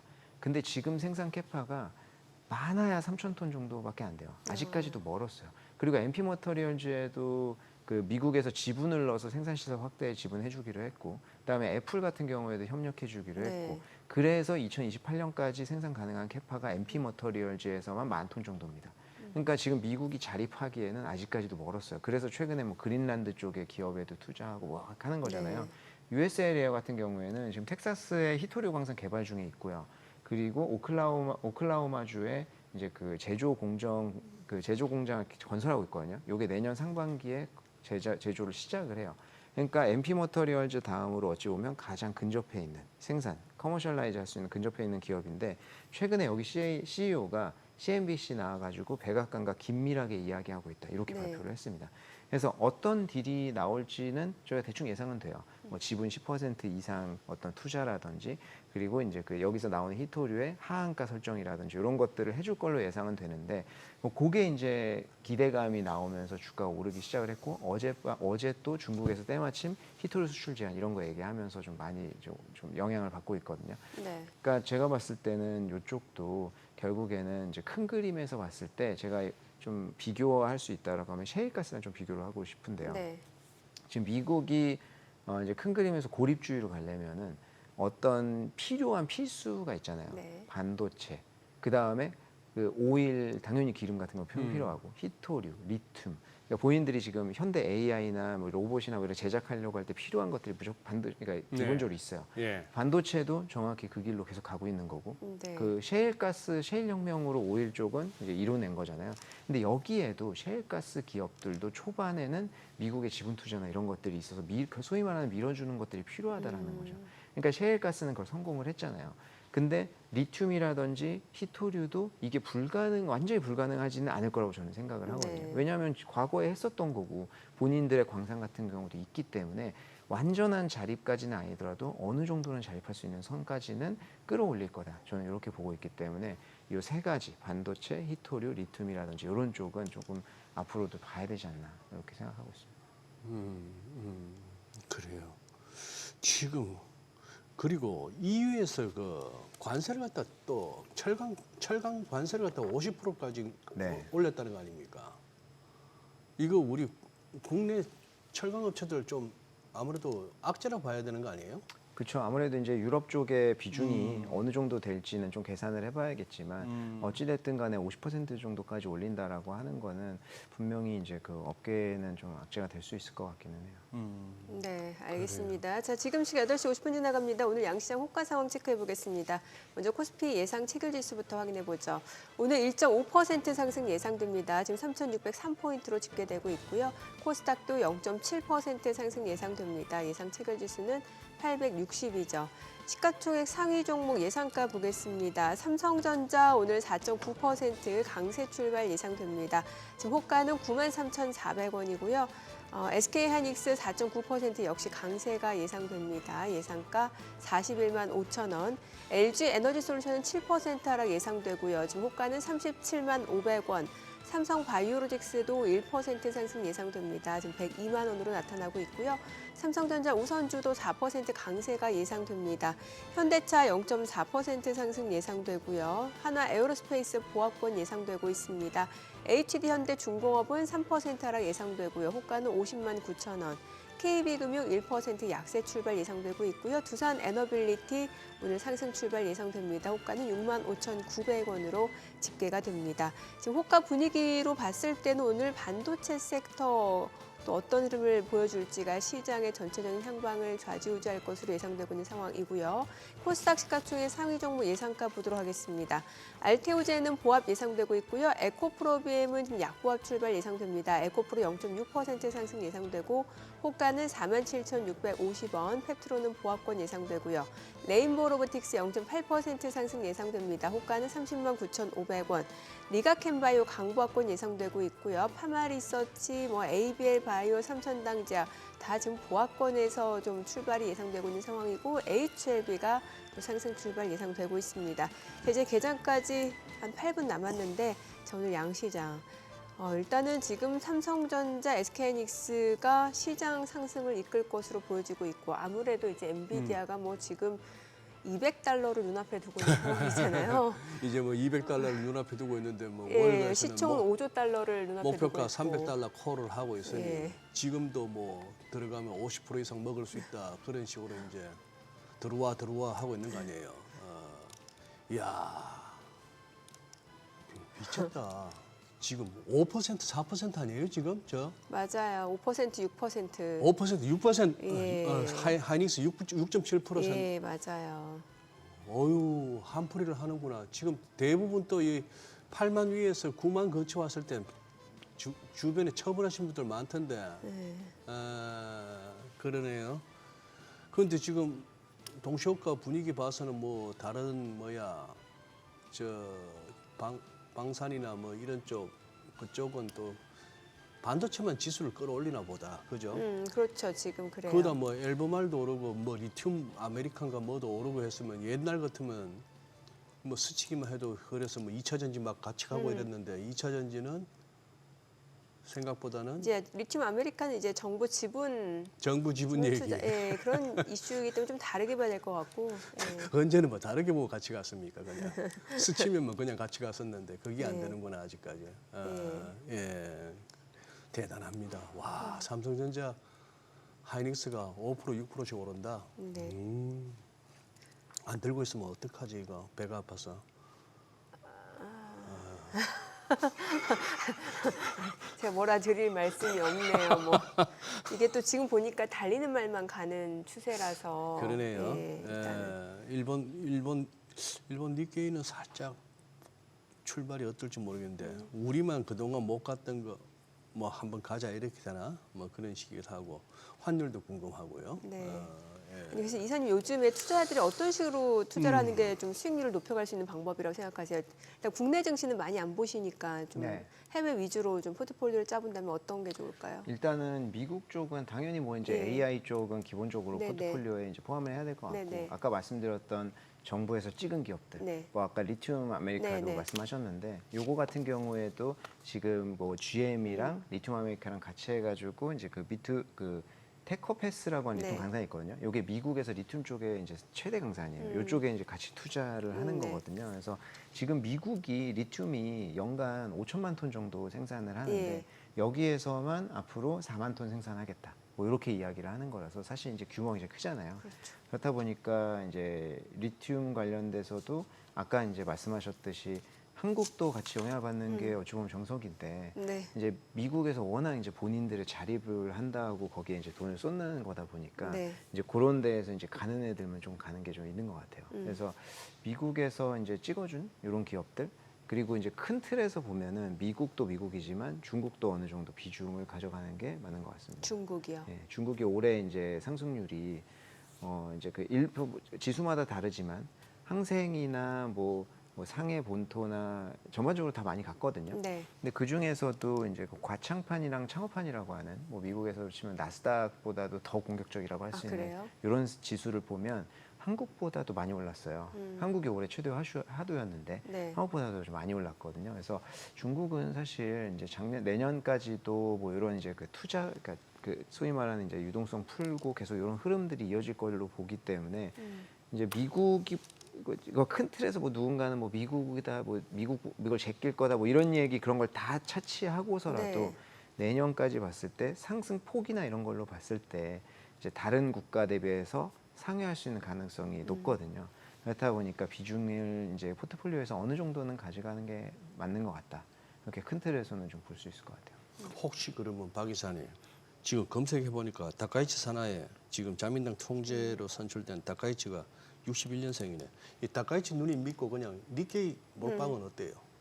몰빵까지는 저는 왜냐하면 돈 벌겠다는데. 엔화가 네. 일단 저희가 이제 그 투자할 때 환율도 좀 생각해야 되는데, 예. 그러니까 엔화가 지금 되게 약세잖아요. 예. 이제 앞으로 계속 초약세일 거라고 생각은 안 하지만 예. 그래도 엔화가 강세로 갈 것은 조금 힘들 거다라고 보는 시각이 있다 보니까 저희가 이제 그 개인 투자자 입장에서 여러 가지로 분산시키는 거에 대한 부담이 뭐냐면 이게 한국 원화가 있고 그다음 달러 뭐 이제 뭐 중국 위안화, 홍콩 달러, 엔화까지 이렇게 쫙 가버리면 사실 너무 많아요. 관리해야 되는 통화. 네, 그리고 홍콩도 그렇고 일본도 그렇고 최소 단위들이 있거든요. 예. 일본의 유니클로가 얼마인지 모르겠습니다. 제가 2010몇 년도인가 10년 초반에 유니클로가 너무 좋은 거예요. 왜냐하면 주변에 그 당시에 저희 어머니가 유니클로를 하루에 몇 번씩 하고 막 주변에 젊은 사람 나이 예. 상관없이 다 좋아하더라고요. 그래서 투자하려고 했더니 그 당시에 최소 단위가 4천만 원이었거든요. 2천만 원이었나 그랬는데 그래서 제가 그때 이건 투자 못하겠다라고 했었는데 일본도 그게 아직도 있고 홍콩도 그런 게 있어가지고 개인 투자의 입장에서는 여러 가지 국가로 분산시키기에는 조금 부담이 있습니다. 근데 일본은 저는 괜찮긴 할 것 같아요. 당연히 이제 뭐 최근에 이제 돈을 이제 뭐 아베 그걸 이어가지고 계속 하겠다라고 하니까. 근데 그런 이제 수혜를 보는 몇 개 종목들이 있겠죠. 뭐 이제 펜퍼시픽 같은 뭐 상사 기업이나 뭐 펜퍼시픽 같은 돈키호테나 이런 것들, 뭐 이런 기업들은 아무튼 괜찮지 않을까 싶기는 한데 글쎄요 이게 그렇게까지 뭐 다변화하기가 좀 쉽지는 않을 것 같다. 개인 투자 입장에서. 오로지 미국. 미국이랑 중국, 그래 미국이랑 한국도 중국. 분명히 가져가야죠. 그리고 이사님 그때 예전에 그 라부부 관련해서 또 소개해 주셨던 기업이 있는데 네, 판마트요. 예, 요즘 어때요? 판마트 최근에 주가 좀 안 좋아요. 안 좋아요. 왜냐하면 이제 예. 그 신고가를 경신을 하고 최근에는 한 고점 대비 한 15에서 20% 정도 하락한 상황인데 왜냐하면 아무래도 이제 그 요거는 라부부에 대한 리셀가를 네네. 가장 많이 체크를 하거든요. 그리고 중국 증시에서 지금 사실 소비주는 조금 소외됐어요. 이제 지금. 기술주가 굉장히 많이 좋고 큰 네. 그림에서 소비주가 좀 소외된 게 있고 그 중에 이제 라부부는 워낙 인기를 끌었다가 최근에 리셀가가 좀 떨어진다라고 하는 게 있는데 여전히 이제 살 수는 없고 다만 네. 이제 리셀가가 좀 떨어진다는 건 있는데 저는 지금쯤에서도 좀 보기 괜찮을 것 같다 오히려. 왜냐하면은 이제 연말에 그 뭐 루이비통이나 이런 데랑 이제 뭐 하는 것도 있고 새로운 이제 그 라부부 사탄도 이제 네. 나올 예정이고 하기 사탄. 때문에 뭐 그런 것들을 봤을 때는 지금 빠진 상황에서 좀 볼만하지 않을까 이렇게 어. 보고 있습니다. 알겠습니다. 오늘 내용 여기까지 듣겠습니다. 내용 잘 들었습니다. 네, 고맙습니다. 고맙습니다. 감사합니다. 네, 이제 긴 연휴를 끝내고 오늘 국내 증시 개장을 앞두고 있는 상황인데 일단 지금 뉴욕 증시에서는 빅테크 관련주들 또 AI 관련주들이 계속해서 고공행진을 이어가다가 잠시 숨고르는 양상이었고 이 가운데 엔비디아는 또다시 사상 최고가를 경신해 냈습니다. 오늘 국내 증시 쪽에서도 이제 반도체 섹터로 좀 매수세가 유입될 것으로 기대가 모아지고 있는 상황이고요. 지금 호가 분위기만 놓고 봤을 때 삼성전자, SK하이닉스 주가로는 괜찮아 보이는데 오늘 양시장 국내 증시 흐름 확인해 보도록 하겠습니다. 개장합니다.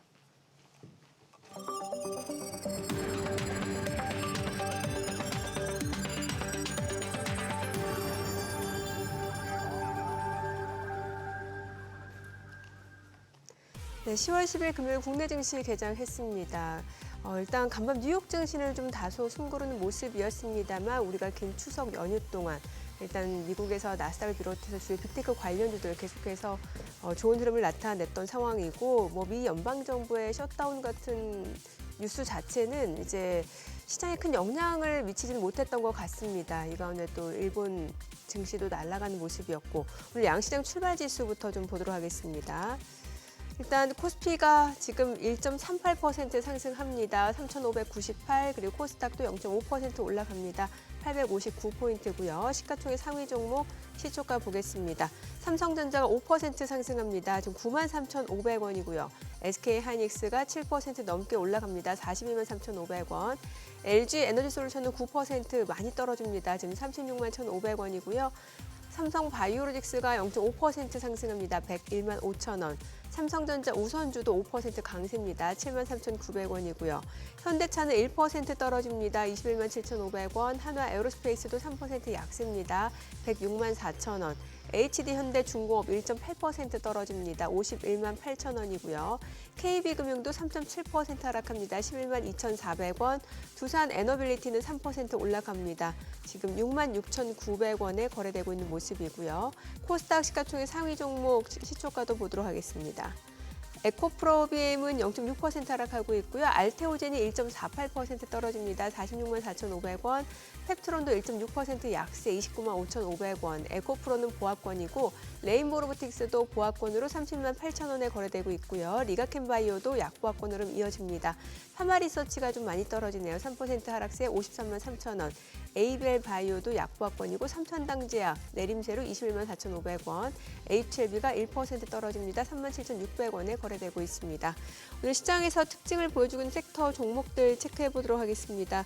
오늘 뭐니 해도 반도체 쪽이에요. 그러니까 반도체와 관련해서는 뭐 HBM 또 CXL, 뭐 3D 낸드 쪽 다 좋습니다. HBM 쪽에서는 지금 앞서 보셨다시피 SK하이닉스 계속해서 7%대 강세 흐름 이어지고 있고 오로스 테크놀로지도 7% 올라갑니다. 29,500원이고요. HPSP도 5% 상승, 고영도 1.6% 올라가고요. 이오테크닉스도 5.6% 상승세, 미래반도체도 6% 올라가고요. PSK홀딩스도 6.2% 상승 보여주고 있습니다. 그리고 한미반도체도 5% 강세 10만 6천원 선이고 하나비전도 5만 6천원으로 5% 이상 오름세고 테크윙, YC, DI 다 올라갑니다. KC텍도 4% 강세 흐름 보여주고 있는 상황이고요. 그리고 3D 낸드 쪽도 이제 겹치는 종목이 워낙 많죠.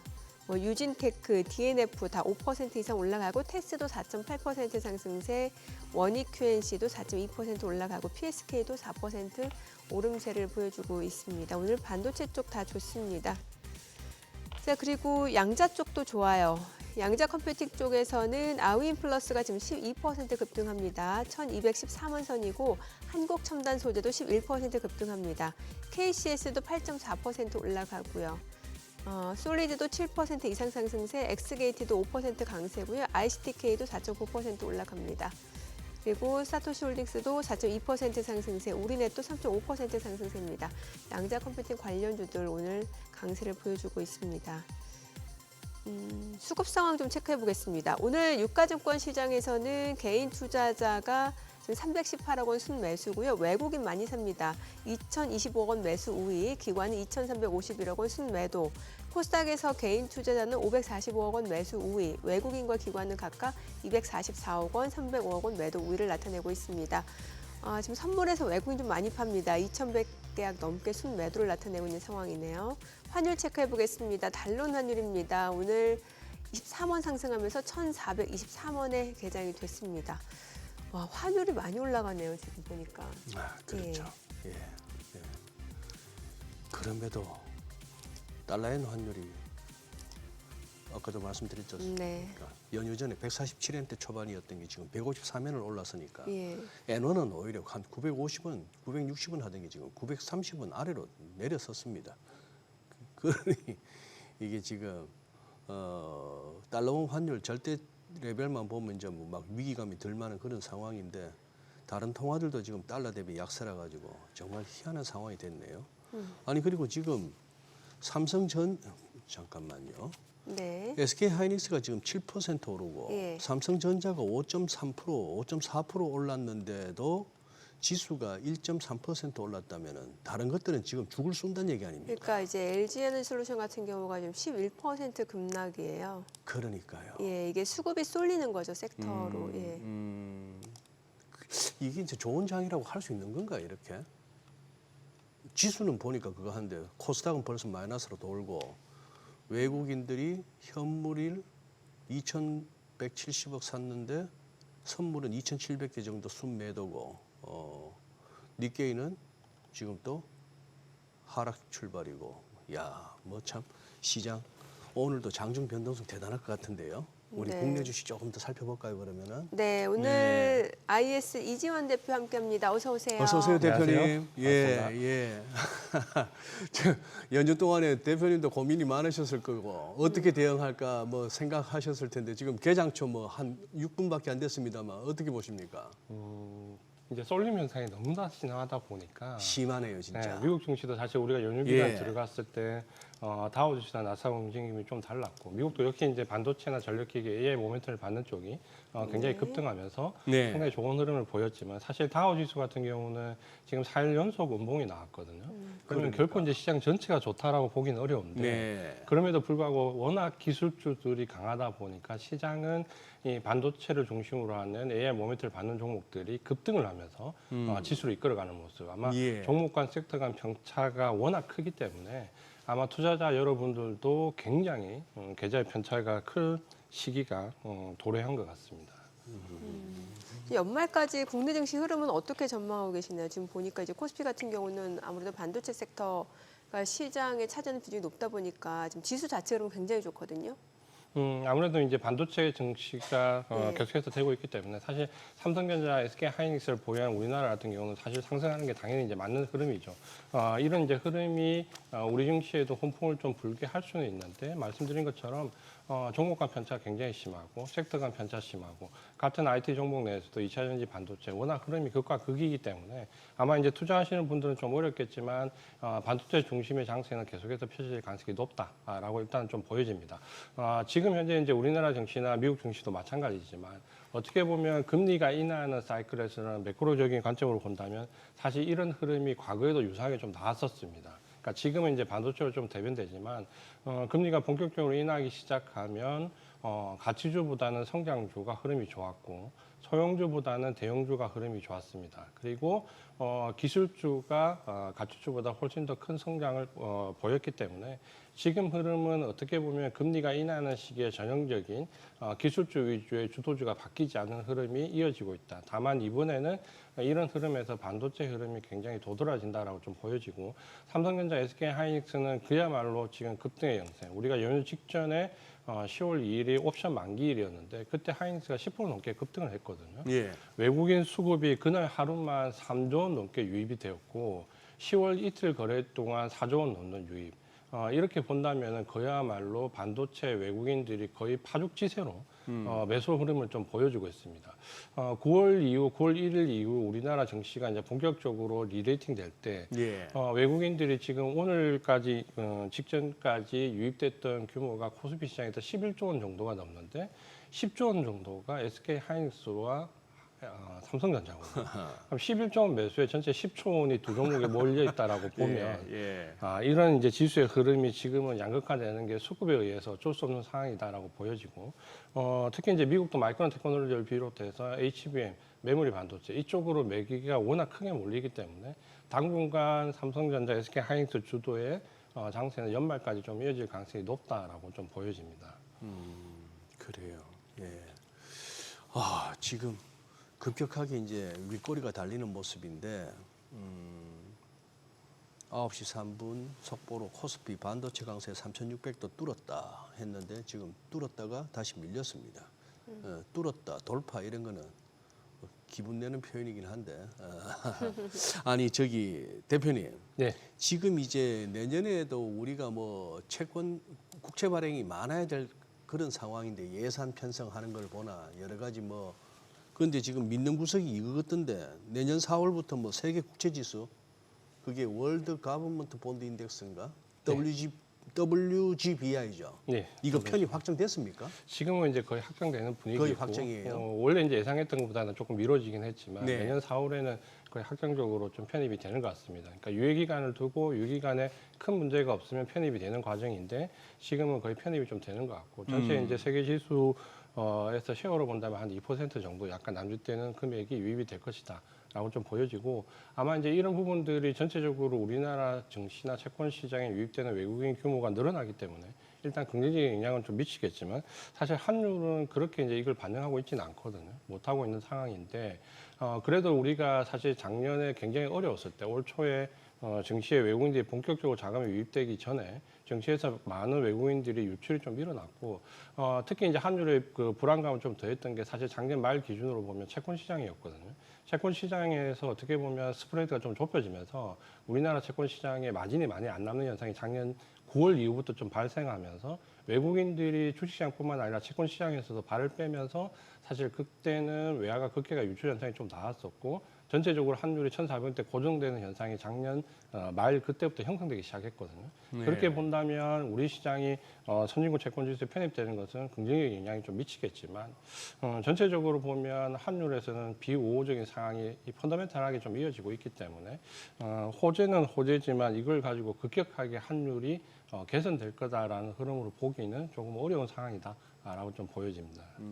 지금 뭐 1,420원도 올라섰습니다만 대표님 뭐 예전 같은 위기감이 느껴지시나요? 아니면 뭐 지금 글로벌 달러 시세를 보나 뭐 전반적으로 이거는 뭐 그럴 만한 상황이라고 판단되시나요? 사실 이제 우리가 환율이 1,400원대를 넘어서면 상당히 위기라고 판단을 과거에는 했었거든요. 과거엔 그랬죠. 네, 과거에는 예. 1,400원 넘어서면 상당히 위험 시그널로 판단을 했는데 이게 이제 조금 이제 펀더멘탈적으로 보면 과거와 좀 다른 상황이 펼쳐졌죠. 그러니까 우리가 근본적으로는 환율에 대한 부분을 얘기를 할 때 일단 우리가 미국보다 금리가 높았고 GDP 성장률이 높았습니다. 예. 지금은 GDP 성장률도 완전히 역전돼 있고 한미 간 금리도 역전이 돼 있는 상황이거든요. 예. 그렇게 보면 근본적으로 우리나라 원화가 강수로 가기에는 힘든 펀더멘탈 상황 속에서 증시나 채권 시장에 유입되는 자금의 정도 그리고 최근에 관세 협상에 따라서 과연 이제 우리가 지불해야 될 금액이라고 표현하기는 좀 그렇지만 이 금액을 과연 현금으로 선지급을 해야 되냐 여부를 놓고 굉장히 환율 시장이 우려감을 나타내고 있기 때문에 환율 시장은 펀더멘탈적으로 금리나 금리 역전차나 GDP 성장률에서 이미 미국에 역전당한 상황에서 강세로 가기 어려운 상황에서 또다시 관세 협상이라는 부분까지 좀 우려감이 반영되면서 전체적으로 1,400원대에서 거의 지금 헤어나질 못하고 있거든요. 미국이 트럼프 대통령이 집권하고 어떻게 보면 달러 인덱스가 97, 98에서 110까지 육박했다가 지금 다시 97, 98 아래로 온도로 떨어졌는데 그 변동성을 감안하면 환율은 사실 1,400원대에서 계속 머무르고 있기 때문에 그 변동성을 거의 수용을 못했다라고 보여지거든요.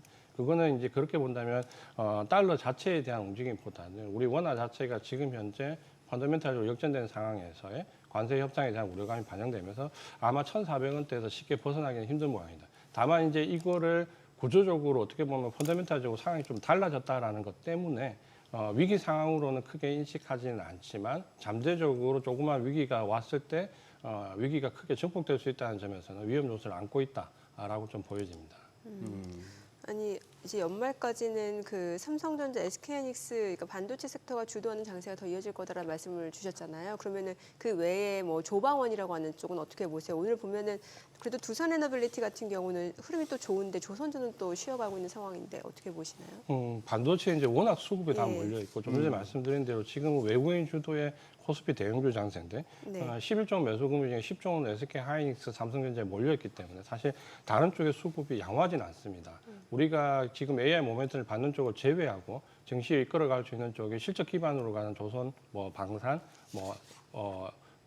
엔터까지 포함해서 본다면 이런 쪽인데 흐름이 이제 양호하지는 않는데 그래도 우리가 실적 기반에서 하반기에 AI 모멘텀 반쪽을 제외하고 좀 기대할 수 있는 것은 저는 조선이나 원전은 기대감이 좀 있다라고 좀 보여지고요. 다만 이 조선이나 원전은 사실 어떻게 보면 지금 관세 협상이 타결이 완전하게 지어져야지만 모멘텀이 확실하게 붙을 수 있거든요.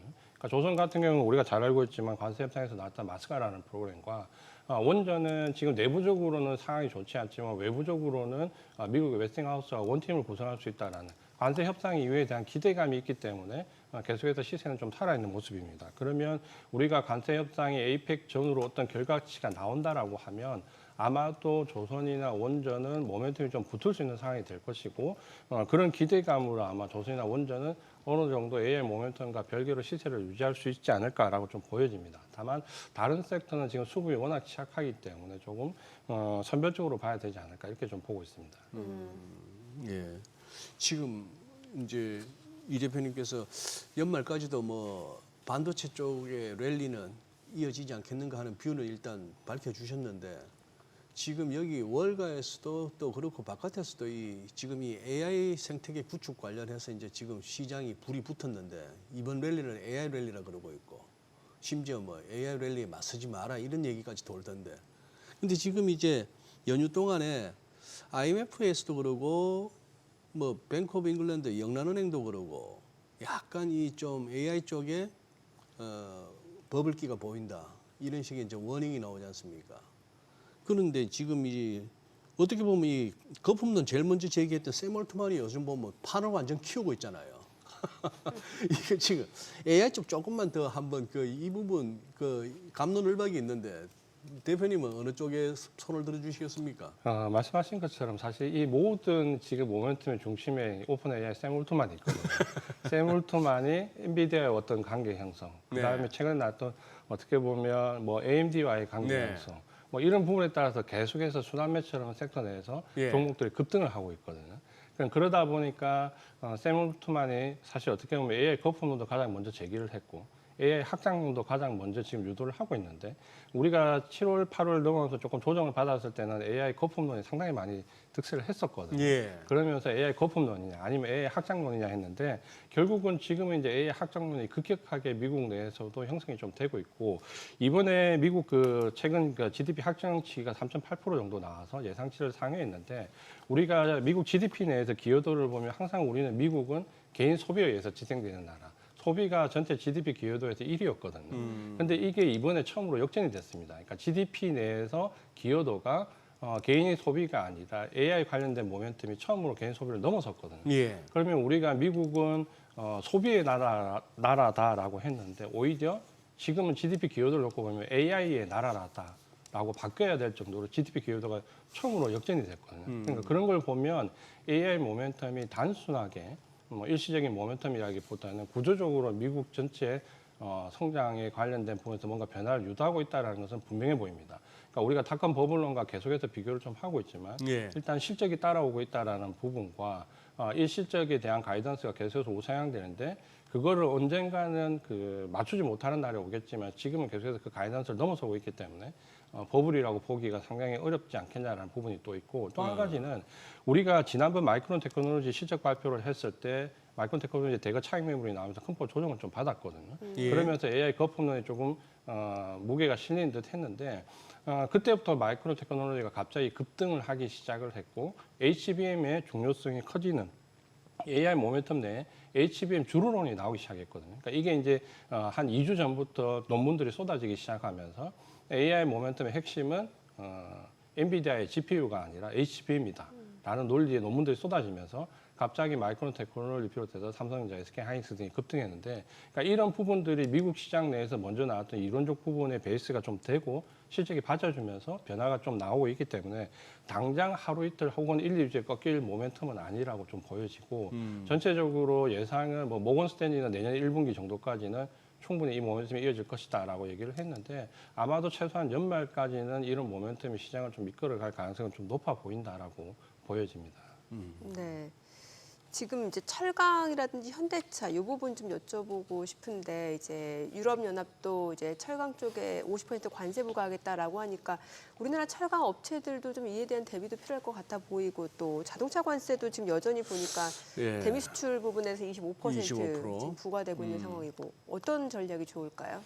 아마도 이제 상호 관세가 본격적으로 예. 모든 나라 에 구체적으로 확산되는 느낌이 좀 보이고 미국이 먼저 이제 상호 관세 칼을 뽑아들였지만 사실 멕시코도 관세를 인상하는 부분들이 나왔고 이번에는 EU가 철강 관세를 들고 나왔는데 그냥 표면적으로는 EU 같은 경우는 중국을 견제하기 위한 의미가 강하다라고 했지만 사실 이번에 세이프가드에서 전체적인 쿼터를 절반으로 줄였고 관세는 오히려 2배로 인상했기 때문에 분명하게 타격은 좀 있을 것 같습니다. 특히 이제 현대차 같은 경우는 미국에서의 고전을 유럽에서 어느 정도 좀 대한 시장을 대한 그 기대감이 좀 있었는데 아무래도 이제 이런 부분에 대한 부분은 기대감이 좀 꺾일 수 있고 전체적으로 보면 유럽에 대한 철강 수출이 그 미국과 비교해서 적지도 않거든요. 거의 미국만큼 우리가 수출을 해왔기 때문에 전체 수출 생산 쿼터에서 10%가 넘는 물량이고 아마 이제 이 부분들이 좀 타격이 있을 것 같다라는 부분은 보여집니다. 다만 이제 이게 내년 6월 달부터 이제 WTO에서 어느 정도 가이드가 제시되는 그 순간부터 발효가 되는데 일단 FTA를 체결한 국가에 대해서는 6월 이전에 협상의 여지를 둔다라고 했기 때문에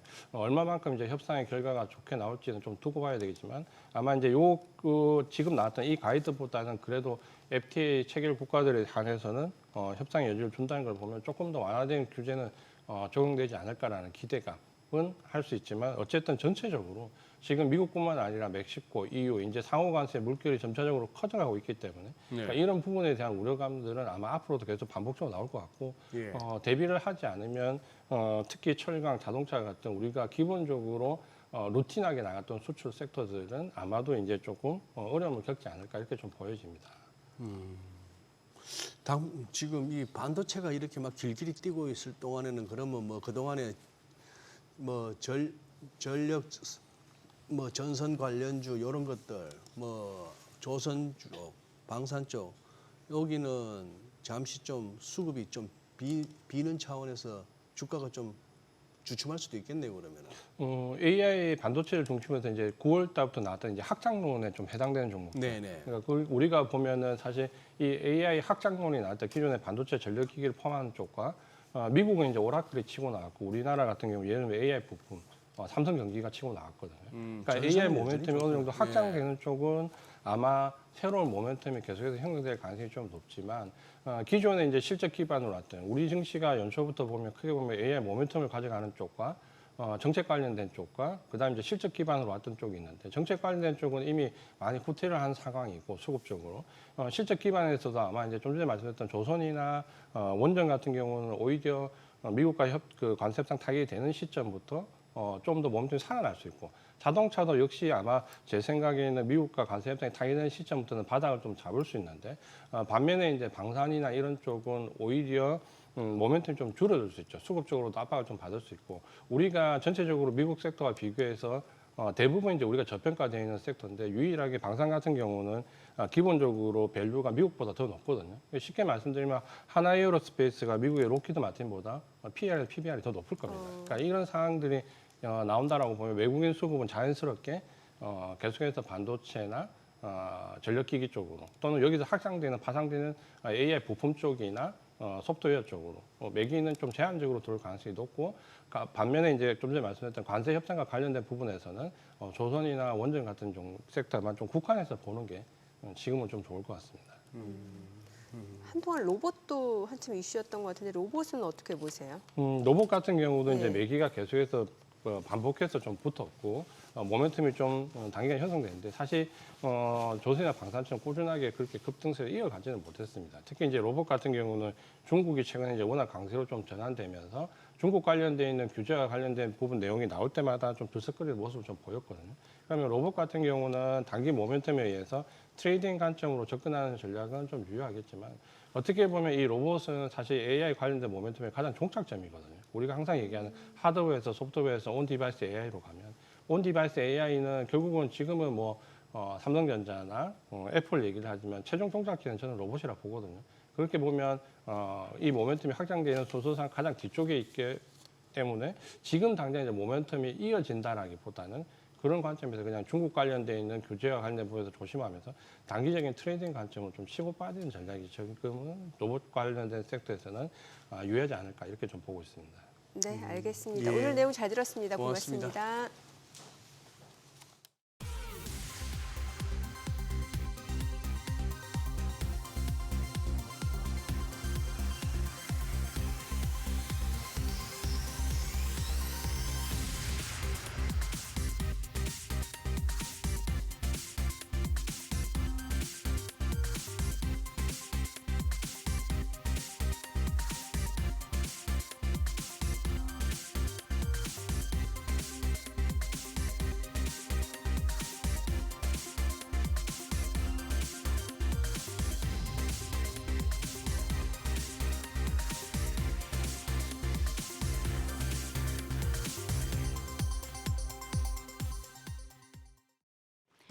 이 시각 시황입니다. 오늘 국내 증시 큰 폭으로 상승하고 있습니다. 특히 코스피가 3,600까지 바라보고 있는 상황입니다.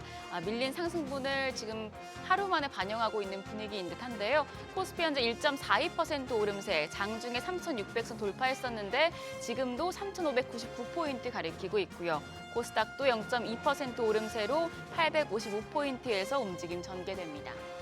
수급 상황 보시죠. 오늘 유가증권 시장 외국인이 강하게 사들이고 있습니다. 4,277억 원 순매수하고 있고 개인 역시 금액은 소폭이지만 지금 팔자 포지션으로 전환이 됐습니다. 150억 원 가까운 매도 우위.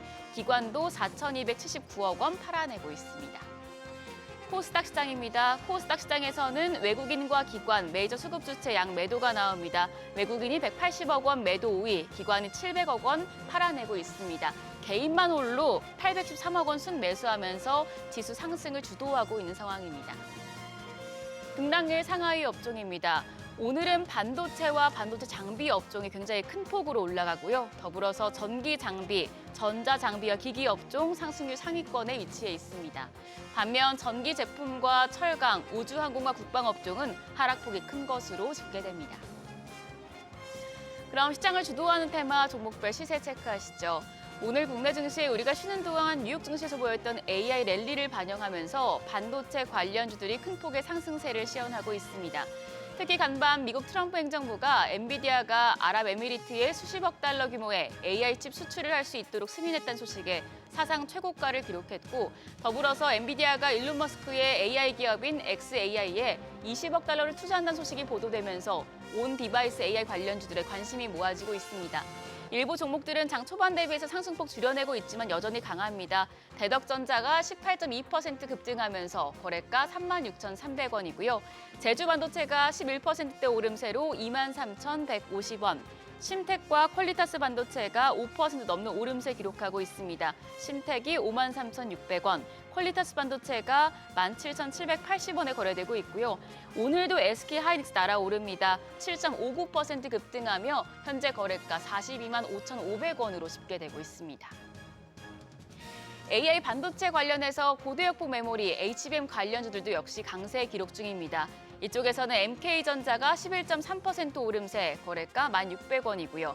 제너셈이 6.4% 강세로 1,070원, SK하이닉스 여전히 7.7% 오름세 보여주고 있습니다.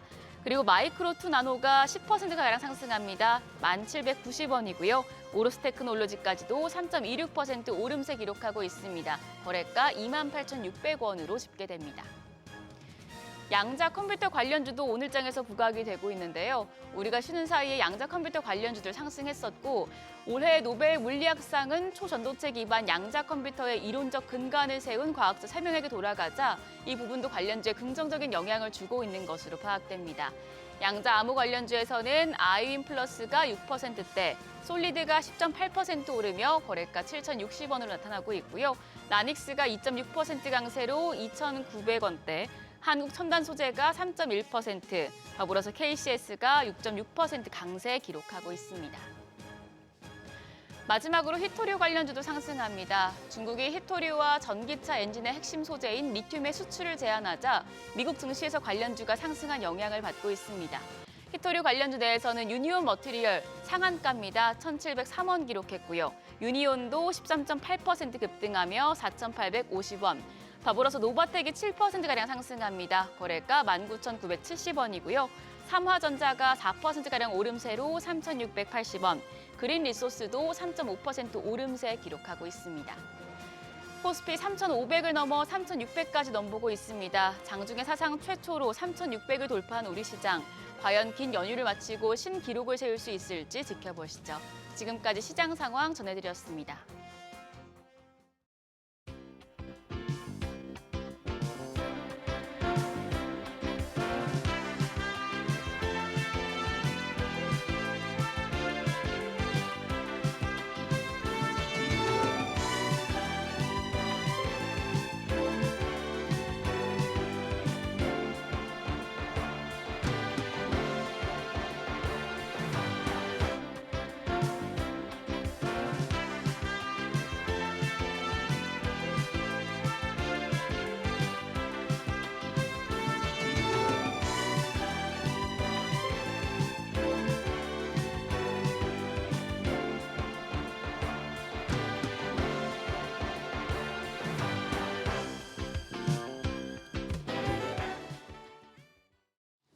정부가 부동산 패키지 대책을 검토 중이라고 하죠. 대출 규제와 공급 대책에도 쉽사리 잡히지 않는 집값 때문이라고 합니다. 네, 현재 부동산 시장 상황과 함께 자세히 알아보겠습니다. 도시와 경제 송승윤 대표 나와 계십니다. 어서 오세요. 어서 오세요. 네, 안녕하세요. 네, 송 대표님. 자, 이제 지난 6월, 9월 먼저 집값 잡기 위해서 대책을 정부에서 내놓았는데 이제 아직도 뭐 서울하고 수도권 주요 지역의 집값은 잘 안 잡히는 상황이에요. 지금 뭐 부동산 패키지 대책을 검토 중이라는데 어떤 내용입니까? 그러니까 뭐 패키지라고 하면은 보통 이제 금융에 대한 부분들, 그다음 또 거래에 대한 부분, 그리고 우리가 좀 예민하게 반응하는 세제에 대한 부분들, 이 부분들을 검토를 하겠다라는 건데요. 한꺼번에 패키지로 네, 묶어서. 그렇죠. 예. 네. 지금까지 뭐 세금을 활용을 해서 집값을 안 잡겠다라고 이야기를 해왔는데 주택 가격이 좀 잡히지는 않고 있어요. 그러니까 6월 달에 나왔던 6.27 대책의 그 수요책은 일정 부분 시장에서 적응을 했고 또 9월 7일 날 나왔던 공급 대책 같은 경우는 결국 청사진 제시만 했는데 그 청사진이 굉장히 좀 흐릿하다라는 거죠. 그리고 그 공급 대책에서도 LH가 주도를 해서 사업을 진행을 한다라고 하니 오히려 공공 쪽에서 나오는 물량들 중심으로 나오니까 결국 민간에 나오는 물량들의 희소성을 더 키우고 프리미엄을 더 키웠다라는 시각들이 많거든요. 그래서 정부에서는 이런 그 문제점으로 인해서 집값 잡기 위해서 뭐 부동산 패키지를 내놓는다라고 하는데 지금 나와 있는 대책으로 본다라면은 결국은 나와 있는 세금 예. 빨간색으로 강하게 나와 있잖아요.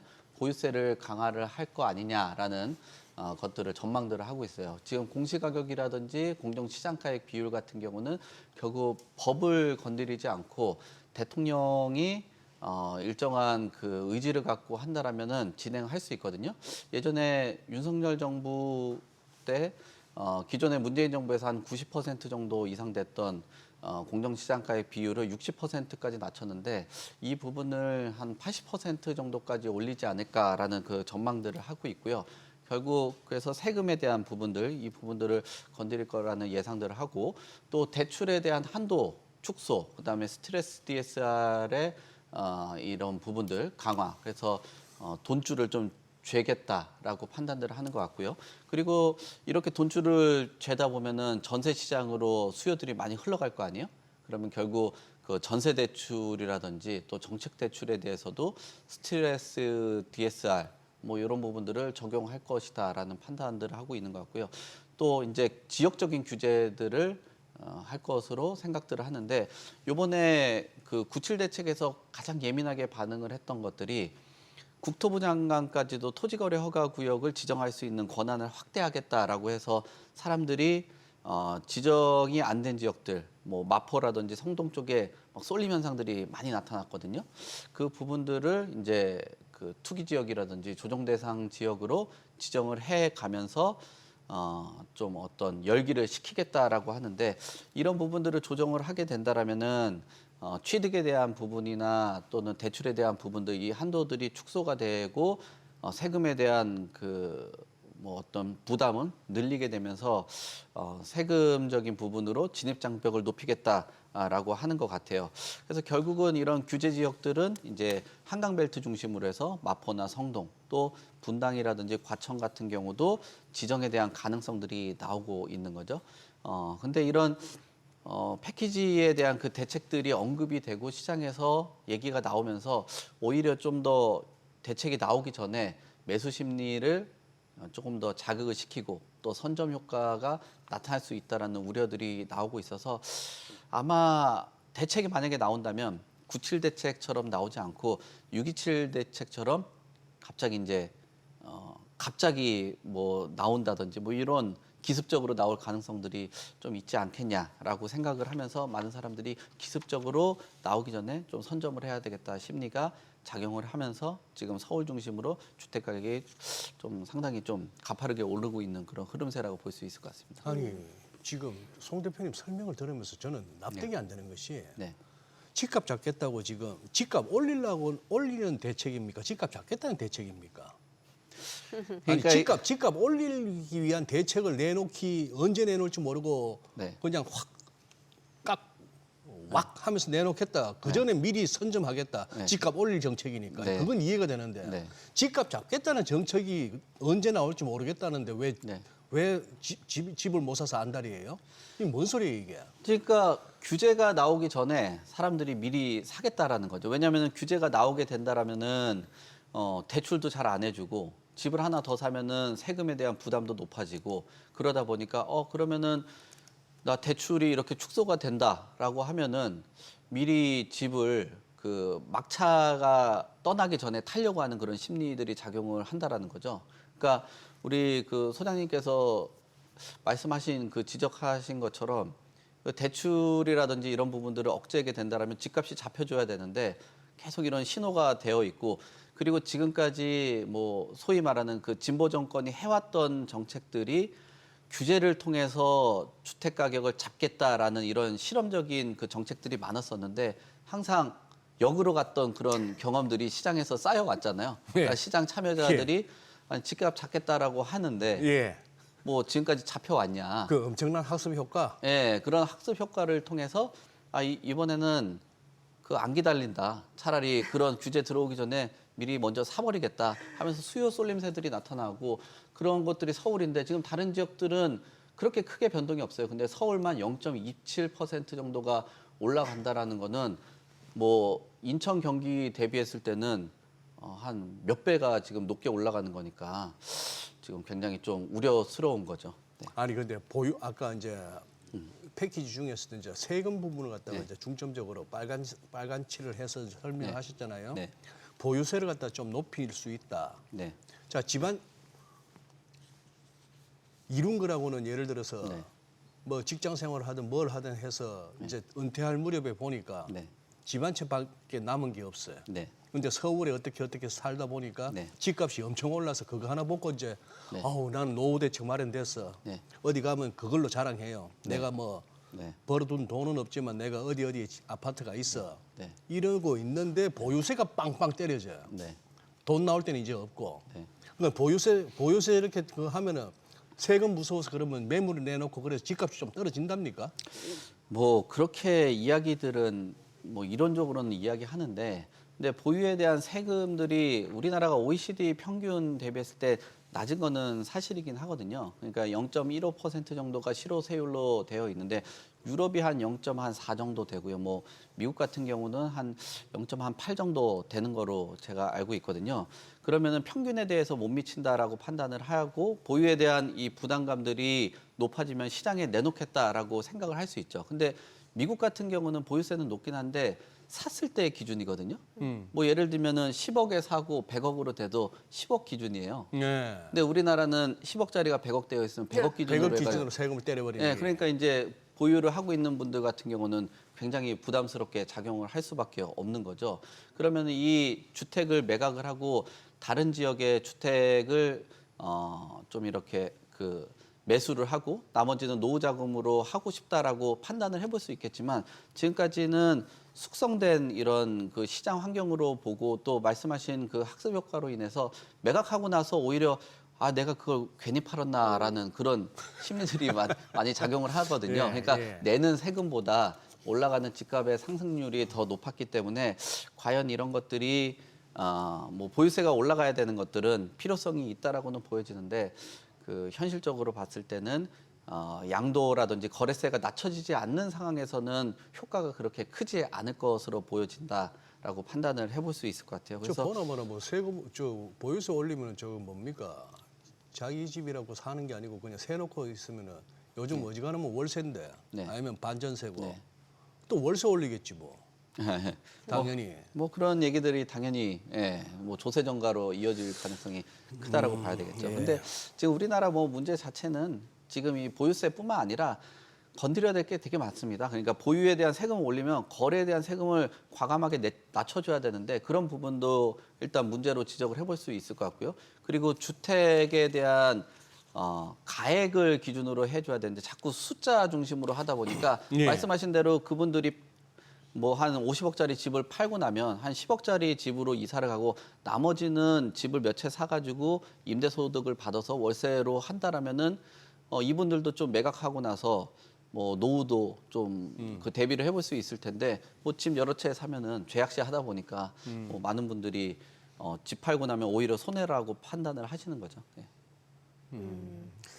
뭐 집값 잡기를 위해서 지금 서울시도 대책을 내놨는데 보니까 민간 임대주택 시장 활성화 방안이에요. 이게 어떤 내용이 담겨 있는 거예요? 그러니까 민간 부분에서 임대주택들이 안 나와주다 보니까 전세라든지 월세에 대한 그 부담감들이 굉장히 크거든요. 우리나라는 한 8% 정도만 공공에서 임대주택을 지금 공급을 하고 있고 한 90% 이상은 민간에서 지금 공급을 하고 있습니다. 근데 최근 들어서 이 다주택자에 대한 규제 그리고 뭐 문재인 정부 때는 인센티브 준다고 그랬다가 또 그 뒤에는 또 뺏겠다 그랬다고 하다 보니까 민간에서 임대 사업자들이 적극적으로 참여를 안 하는 거예요. 그래서 예전에 그 임대주택 같은 경우가 2025년에 그 물량들이 굉장히 많이 줄어들었어요. 그래서 2015년에 한 3만 6천 가구 정도 됐던 그 비아파트 착공 물량이 2024년은 2천 가구 정도밖에 안 되는 그런 심각한 문제를 지금 가져왔거든요. 그래서 지금 그 임대 사업자들에 대한 그 혜택들을 많이 줘야 되겠다라고 판단을 하는 것 같아요. 지금 2015년에 3만 6천 가구에서 2천 가구라는 거는 결국은 아파트 시장보다도 더 심각한 문제거든요. 예. 그러니까 이 비아파트 시장의 어떤 완충 역할을 하는 그런 역할들이 굉장히 없어졌다라고 보는 것 같아요. 그래서 비아파트 시장에 대해서 뭐 규제에 대해서 상당 부분 완화를 하는데 뭐 어느 정도 규모가 있는 곳들은 그 도로를 한 20m 정도 폭을 갖고 있어야 되는데 이 부분들도 한 12m 정도 접도를 하게 된다라면 그 오피스텔을 공급을 할 수 있도록 최대한 완화를 하고 있고요. 그리고 심의를 하는 데 있어서 30세대 이상 정도 되면은 그 심의를 계속적으로 받아왔는데 이 부분도 한 50세대 정도로 완화를 하기 때문에 비아파트 시장에서 공급을 할 수 있는 활로를 적극적으로 내놓는 것 같아요. 그런데 지금 이런 뭐 행정적인 부분이라든지 또 어떤 비아파트를 그 공급할 수 있는 환경들은 계속적으로 내놓고는 있지만 결국 정책적으로 어쩔 때는 다주택자가 또 필요하다라고 해서 시장에 인센티브를 줬다가 또 어느 순간에는 다주택자 너네들은 투기꾼이야. 특히 다주택자 중에서도 임대 사업을 하는 너희들은 이 부동산 시장을 교란을 하는 굉장히 좀 문제를 갖는 그런 그 사업자로 인식을 하다 보니까 이분들이 적극적으로 시장에서 참여를 안 하고 이거 뭐 집 사고 하는 것보다 그냥 똘똘한 한 채 그냥 하나 사가지고 그 뭐 좋은 아파트 해가지고 뭐 실거주 요건 채우고 그 다음에 이사 다니고 그리고 뭐 그렇게 하는 게 훨씬 더 수익이 더 크다라고 판단을 하는 것 같아요. 그러다 보니까 이런 뭐 인허가에 대한 그 리스크도 줄이고 뭐 AI도 도입을 해서 민간 임대주택을 활성화를 하겠다라고 하지만 뭐 판에 깔아주면 뭐 합니까? 결국은 그게 참여할 수 있는 선수들이 들어와 줘야 되는데 글쎄. 뭐 선수들 등에다가 벌써 뭐 어떤 뭐 투기꾼이라는 번호표를 그냥 등에다 붙여버리고 선수로 뛰라고 하다 보니까 선수 뭐 운동장에서 뛸 뭐 재미가 안 나는 거죠. 네. 참. 네. 아니 근데 이게 신통기획이 이게 그거 신속통합기획 네. 줄임말 아닙니까? 네. 서울시에서 이거 신통기획 2.0 네. 정비기간도 단축하겠다. 뭐 한강벨트 19만 가구 이상 공급하겠다 하는데 네. 아니 뭐 몇만 가구 몇십만 가구 공급하겠다는 얘기는 수년 동안 들어왔는데 실제 공급되고 있습니까? 서울에. 그 지금 굉장히 뭐 공급되기는 어려운 지금 한 3개 구역 정도만 공급이 되고 지정은 계속적으로 하고 사업을 하겠다라는 방향은 제시는 하고 있는데 방향 제시는 늘 하는데 네, 성과가 안 나오는 거죠. 지금 31만 가구 착공할 계획이라고 하는데 31년까지라고 합니다. 그러니까 31년?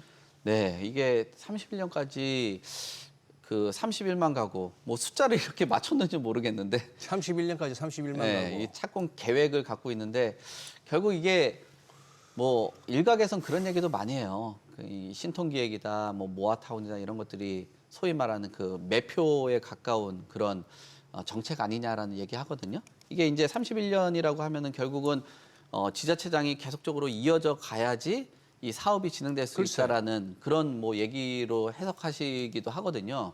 그러니까 과연 이게 실현 가능한 물량인지 아닌지라는 판단을 하는 데 있어서는 굉장히 좀 정치적인 부분들도 좀 크게 작용한다라고 보고 있습니다. 전체적인 물량을 보면은 지금 한강벨트 중심으로 공급을 많이 하겠다는 거예요. 뭐 강남구하고 송파구, 서초구만 해도 엄청난 물량이잖아요. 뭐 한 6, 7만 가구 정도 되는 거니까. 그리고 용산 같은 경우, 그리고 양천구 이 지역에서 물량들이 나오게 된다라면 주택 가격 안정에는 좀 도움이 될 수 있다. 또 하지만 또 반대로 해석하면은 저 지역 중심으로 물량들이 나오다 보니까 서울의 외곽 지역은 오히려 소외될 수 있다. 지역 균형 발전에서 측면에서는 조금 더 멀어지는 그런 문제로도 작용을 할 수 있다라고 보는 거죠. 지금 한 31만 가구 중에서 뭐 한 20만 가구 정도 가까운 곳들이 저 한강벨트에서 물량으로 나오게 된다라면은 큰 도움을 줄 수 있다라고 보는데 얼마 전에도 뭐 이제 또 정치적인 또 대립이 있어서 그런지 또 민주당 쪽에서는 서울시 신통기획 같은 경우는 실제로는 뭐 성과가 또 없다라고 또 판단을 하는 것 같아요. 근데 이게 한강벨트 넓기도 칠해놨네요. 저 바깥 저 강북 저 위쪽하고 강남 저 아래쪽에서 한강이 보입니까? 뭐 한강이라도 보여야 한강벨트지. 그렇긴 하네요. 아래쪽에 양재차이나 보일까? 뭐. 근데 뭐 저런 데서 공급된다라고 하면은 결국은 말씀하신 것처럼 한강에 있는 것보다 하단 쪽에 있는 데서 공급될 가능성이 그렇겠죠. 뭐 실질적으로 좀 더 크다라고 봐야 되겠죠. 네, 근데 이제 이런 물량들이 나온다면 도움은 될 수 있겠지만 그래도 의미를 둘 수 있는 거는 재개발 재건축하는 데 있어서 뭐 인허가라든지 이런 부분을 최대한 낮춰주고 공급을 하겠다라는 의지 표현 정도는 해줬기 때문에 이게 뭐 지자체장이라든지 또는 향후에 뭐 국회에서도 뭐 여러 가지 뭐 얘기들도 있긴 하겠지만 좀 규제 쪽은 완화하겠다는 방향 쪽으로 양쪽 다 좀 주면 좋지 않겠냐라고 판단이 됩니다. 예. 예. 네, 오늘 내용 잘 들었습니다. 고맙습니다. 고맙습니다. 네, 감사합니다. 네.